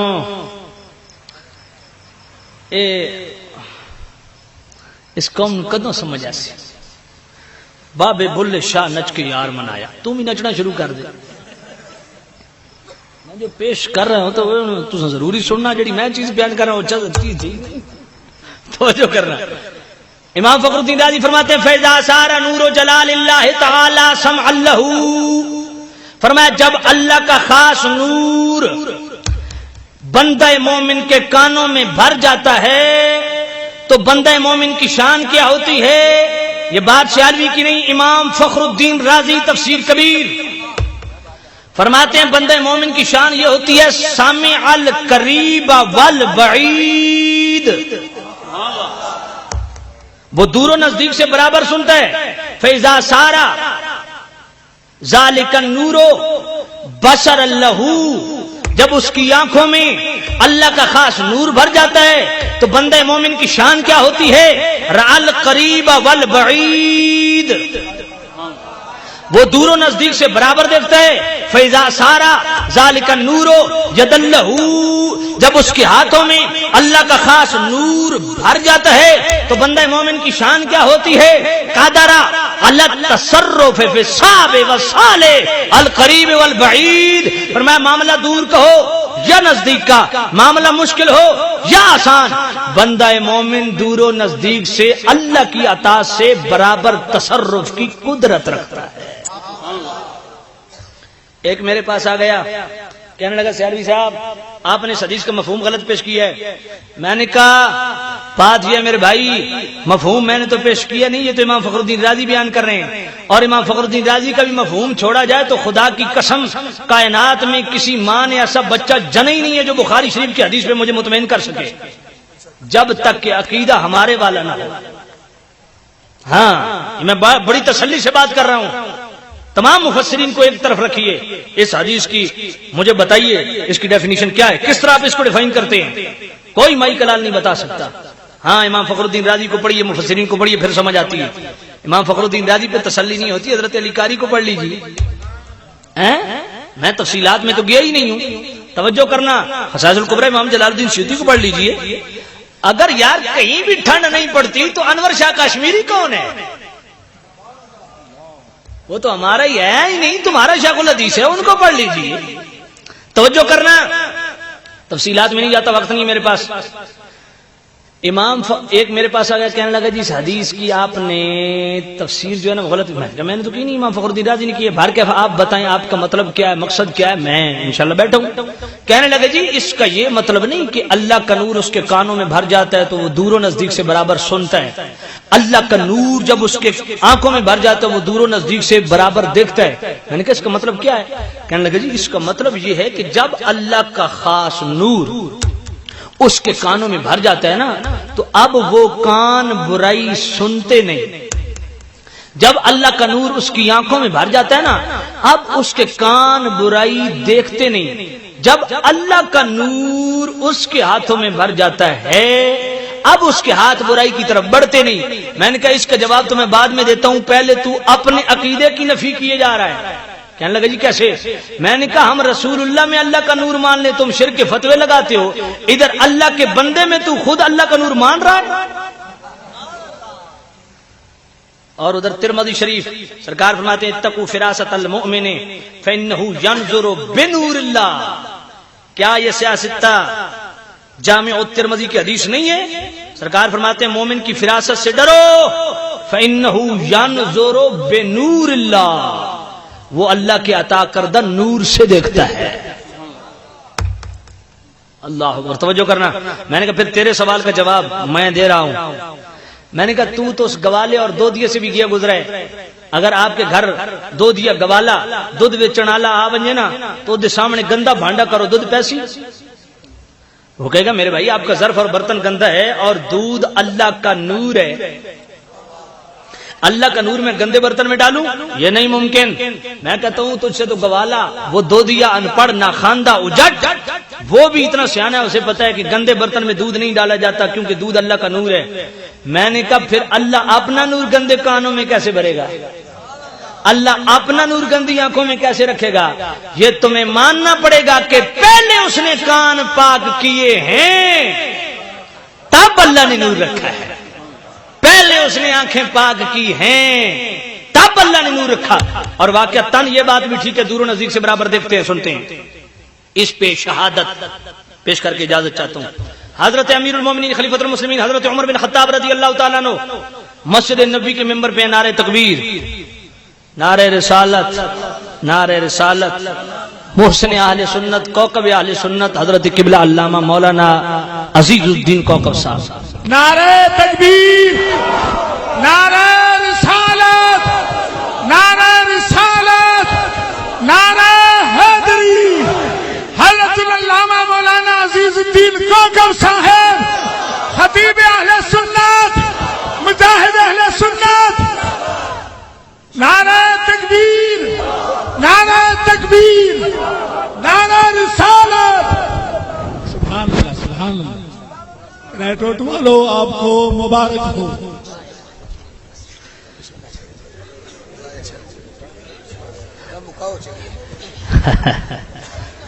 بس سامعین میں آخری بات کر رہا تھا اور بڑوں نے حکم بھی دے دیا، اسے بس آخری بات. آج بڑا تفصیلی بیان آپ نے سن لیا، بس آخری بات سن لیجیے. ہم اپنی محفل و مجلس میں، بلکہ حضور کی محفل میں، آقا کریم کے مہمان کوکب اہل سنت، یقین جانیے یہ ہمارے محسن ہیں، ہمارے مسلک کے. انہی سے ہم نے سیکھا ہے کہ بات کرنی کس طرح ہے. آپ تشریف لائے، اللہ رب العزت آپ کے مال، جان، اولاد، عزت، رزق میں خیر و برکت عطا فرمائے. شام نزیت شام،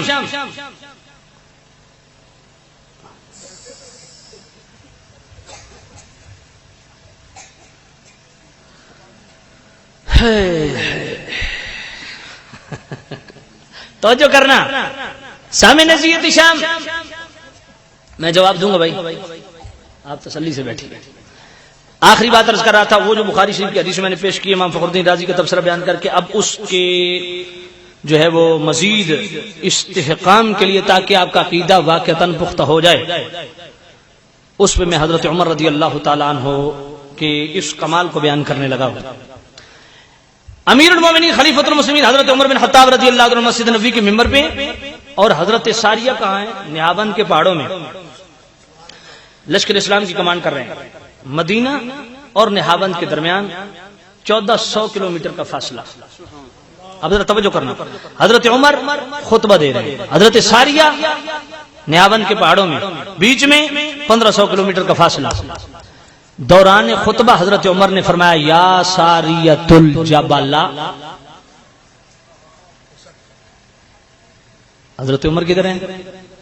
1500 کلومیٹر دور حضرت ساریہ نہاوند کے اندر.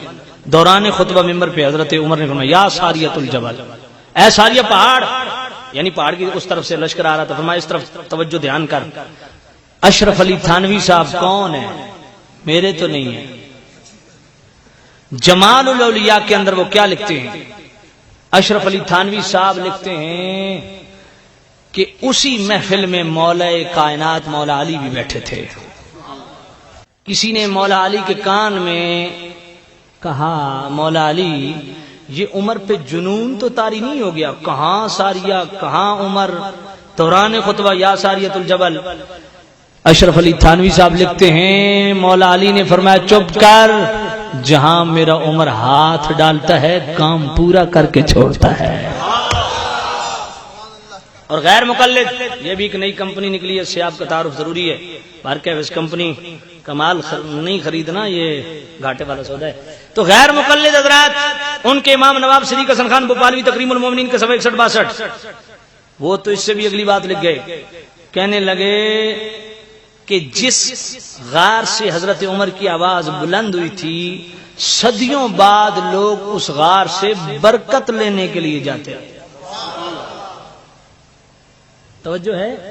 اور یہ کوئی عام بات نہیں. امام ابو نعیم جن کا صنفات 430 ہجری دلائل النبوہ کے اندر لکھا، امام بہقی جن کا صنفات 458 ہجری دلائل النبوہ کے اندر لکھا. دونوں کتابوں کا نام ایک ہے، دونوں ائمہ کا زمانہ 28 سال کے فرق سے ایک بنتا ہے. اور تیسرے امام حافظ الحدیث امام ابن حجر اسقلانی جن کا صنفات 852 ہجری الصحابہ کے اندر لکھا. اور چوتھے امام بغوی جن کا صنفات 516 ہجری شرح السنہ کے اندر لکھا. اور پانچویں امام عبدالرحمن مناوی جن کا صنفات 1014 ہجری طبقات الکبریٰ کے اندر لکھا. اب بتائیے کہ حضرت، میں نے ایک بندے سے پوچھا آواز پہنچی تھی، کہا جی ہوا پہنچائی سی، ایسی ہوائی چھوڑ دیں بھی بندے دا ترا بھی کر چھوڑ دیں. میں کہ حضرت عمر نو دکھایا کسی کہ اللہ، میں کہ یہی ہے ساڈا عقیدہ. یہ جڑا 2.5 گھنٹے مسئلے توحید میں تہاڈے سامنے بیان کیتا، یہ سارا ادا نچوڑ دے. اللہ کے عطا کردہ نور سے انہوں نے دیکھ لیا کہ پوزیشن نہاون کے محاذ پہ کیا ہے. میری بات سمجھ آ گئی ہے؟ تو سامعین زیت شام الحمدللہ اس پہ بہت کچھ اور بھی بیان کیا جاتا ہے. مستدرک شریف امام حاکم پتہ ہے کسے کہتے ہیں؟ جس سے 1,00,000 حدیث سندن مدن حفظ و حافظ الحدیث ہوتا ہے. جس کو 3,00,000 سندن مدن حدیثیں حفظ ہوں اس کو حجت الاسلام کہتے ہیں. جس کو حضور کا ایک ایک فرمان قولی فعلی تقریری سب یاد ہو اسے حاکم کہتے ہیں. اور پوری امت میں صرف حاکم ایک ہے، امام ابو عبداللہ بن عبداللہ حاکم نے شپوری، جن کے صنفات ہے 405 ہجری ہے. آپ المستدرک علی الصحیحین میں بشرط شیخین اس روایت کو نقل کرتے ہیں کہ حضرت مولا علی تشریف فرمائے، زمین پہ بیٹھے ہیں، آپ نے فرمایا وعلیکم السلام. لوگوں نے ادھر ادھر دیکھا، بات عجیب سی ہے، بندہ نظر کو نہیں آتا، یہ سلام کا جواب کسے دیا جا رہا ہے؟ حضور کس کو سلام کا جواب دے رہے ہیں؟ فرمایا میرا بھائی جعفر طیار 7واں آسمان پار جنت میں ہے، اس نے مجھے سلام کیا، میں نے اس کا جواب دیا. اس لیے میرے پاک غوث نے فرمایا تھا نظرت الی بلاد اللہ جمان کحردلۃ علی حکم اتصالی. خدا کے آباد کردہ شہر سارے میری نظر کے سامنے ہیں، لیکن توحید پہ کوئی فرق، کوئی حرف نہیں. وہی چیز جو آج میں نے 2.5 گھنٹے میں بیان کی ہے، اللہ ذاتی طور پہ، اللہ کے محبوب اللہ کی عطا سے. آخری رکا اس کا جواب چھوڑیاں دا کم ہوندا یار، زنانیاں دا کم ہوندا ہے رکیاں چٹھیاں دیونا، مرداں دے سامنے آ کے گل کیتی کرو. بھر کے چونکہ میرا بھائی ہے اس نے مجھے حکم دیا تو میں اس کا جواب دے دیتا ہوں. وہ نظر و نیاز کی بات کر رہا تھا، منتے ماننا اور یہ وہ. توجہ کرنا سامعین زیت شام، اشرف علی تھانوی، آج میں دانستہ ان کا نام نہیں لوں گا کہ وہ کون سا مسئلہ کہ آج میں ٹھان کے ان کا نام نہیں لوں گا، لیکن اشرف علی تھانوی امداد المشتاق صفحہ 91 وہ فرماتے ہیں کہ حاجی امداد اللہ صاحب سبکن مثنوی شریف پڑھاتے تھے، سبکن مثنوی شریف پڑھاتے تھے. اختتام ہوا تو فرمایا مولانا روم کی نیاز بھی دو بھائی. اب شربت بنایا گیا، اس پہ 11 مرتبہ سورہ اخلاص شریف پڑھی گئی اور اس کے بعد اس شربت کو تقسیم کر دیا گیا. آپ نے فرمایا بھائی یہ بھی یاد رکھنا ہے نیاز کے 2 معنی ہیں. ایک نیاز کا معنی عجز و بندگی، وہ اللہ کے لیے خاص ہے. دوسرا نیاز کا معنی ہے نظر اللہ کے لیے، اور سارے اہتمام کا ثواب اللہ والوں کے لیے. یہ جو میرے بھائی نے سوال کیا ہے اس کا جواب یہی ہے کہ ہم جو بھی بزرگوں کے مزار پہ جا کے خیرات صدقہ جو کچھ بھی کرتے ہیں، نظر نیاز جو کچھ بھی کرتے ہیں، یا مانتے ہیں کہ کل کریں گے، پرسوں کریں گے، خواہش پوری ہوئی تب کریں گے، تو اس میں اللہ کے ولی کو بیچ میں ہم ضامن رکھتے ہیں، گواہ بناتے ہیں کہ اے میرے اللہ تیرے اس محبوب بندے کو گواہ بنا کے تیری جناب میں ہم یہ عرض کر رہے ہیں. تو اب جو بندہ بھی وہاں جا کے کوئی اس طرح کا لنگر تقسیم کرتا ہے یا جناب والا کوئی شرینی تقسیم کرتا ہے، وہ نظر اللہ کے لیے، اس کا ثواب کس کے لیے؟ اللہ والوں کے لیے ہے. اس لیے نظر اور ایصال ثواب اس کو غلط ملت نہیں کیا جانا چاہیے، اس میں وضاحت ہونی چاہیے. یار بس بھی کروا، جہاں صرف درخت ہوں، ہاں جو نیازیں دی جاتی ہیں، یہ جاہلوں والا کام ہے، اس سے ہمارا تعلق ہی نہیں ہے. اس کا سیدھا سادہ جواب یہی ہے، کلام باہو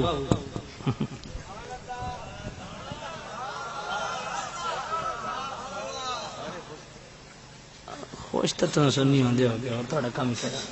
یہی تو خوشی ہے جڑی اللہ تعالی نصیب کی تھی، اگر نہ وہ بھی تھوڑے یار بندے ہی ہیں. یہی تو خوشی ہے جڑا اضافی تو ایک کریڈٹ جاندا بھی اللہ رسول دا ذکر سن کے تو خوش ہو وینا، اللہ والا دی گل سن کے خوش ہو وینا، اللہ والا دی مجلس وچ بیٹھ کے خوش ہو وینا.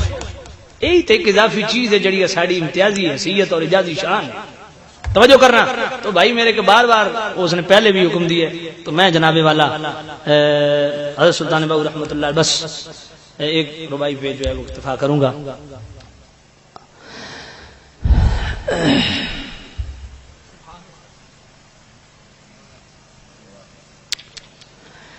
اے تن میرا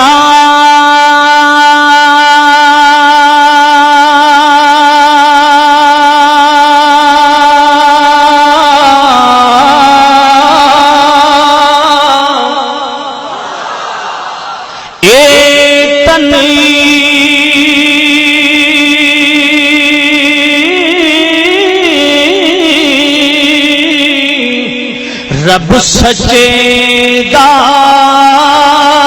حجرا وچ پا فقیرا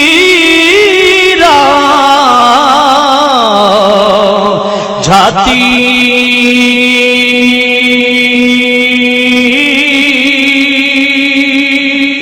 ہو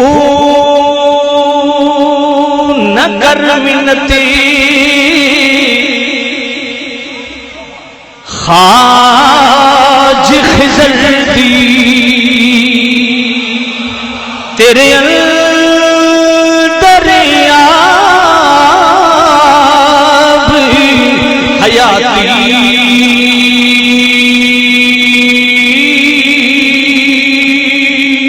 ہو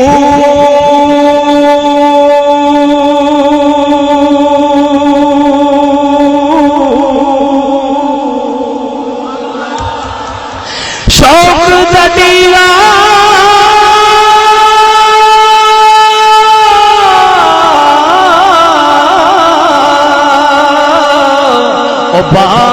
بان انیری مطلبی یاری کھڑاتی ہو مرن تھی اکی عمر کے باہو تاحق دیرم پچھاتی ہو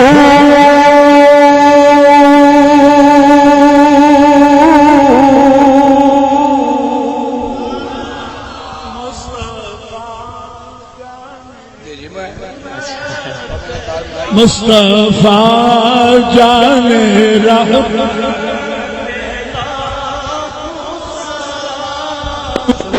بزمی ہدایت پہ لاکھوں سلام شمع بزمی ہدایت پہ لاکھوں سلام ہم غریب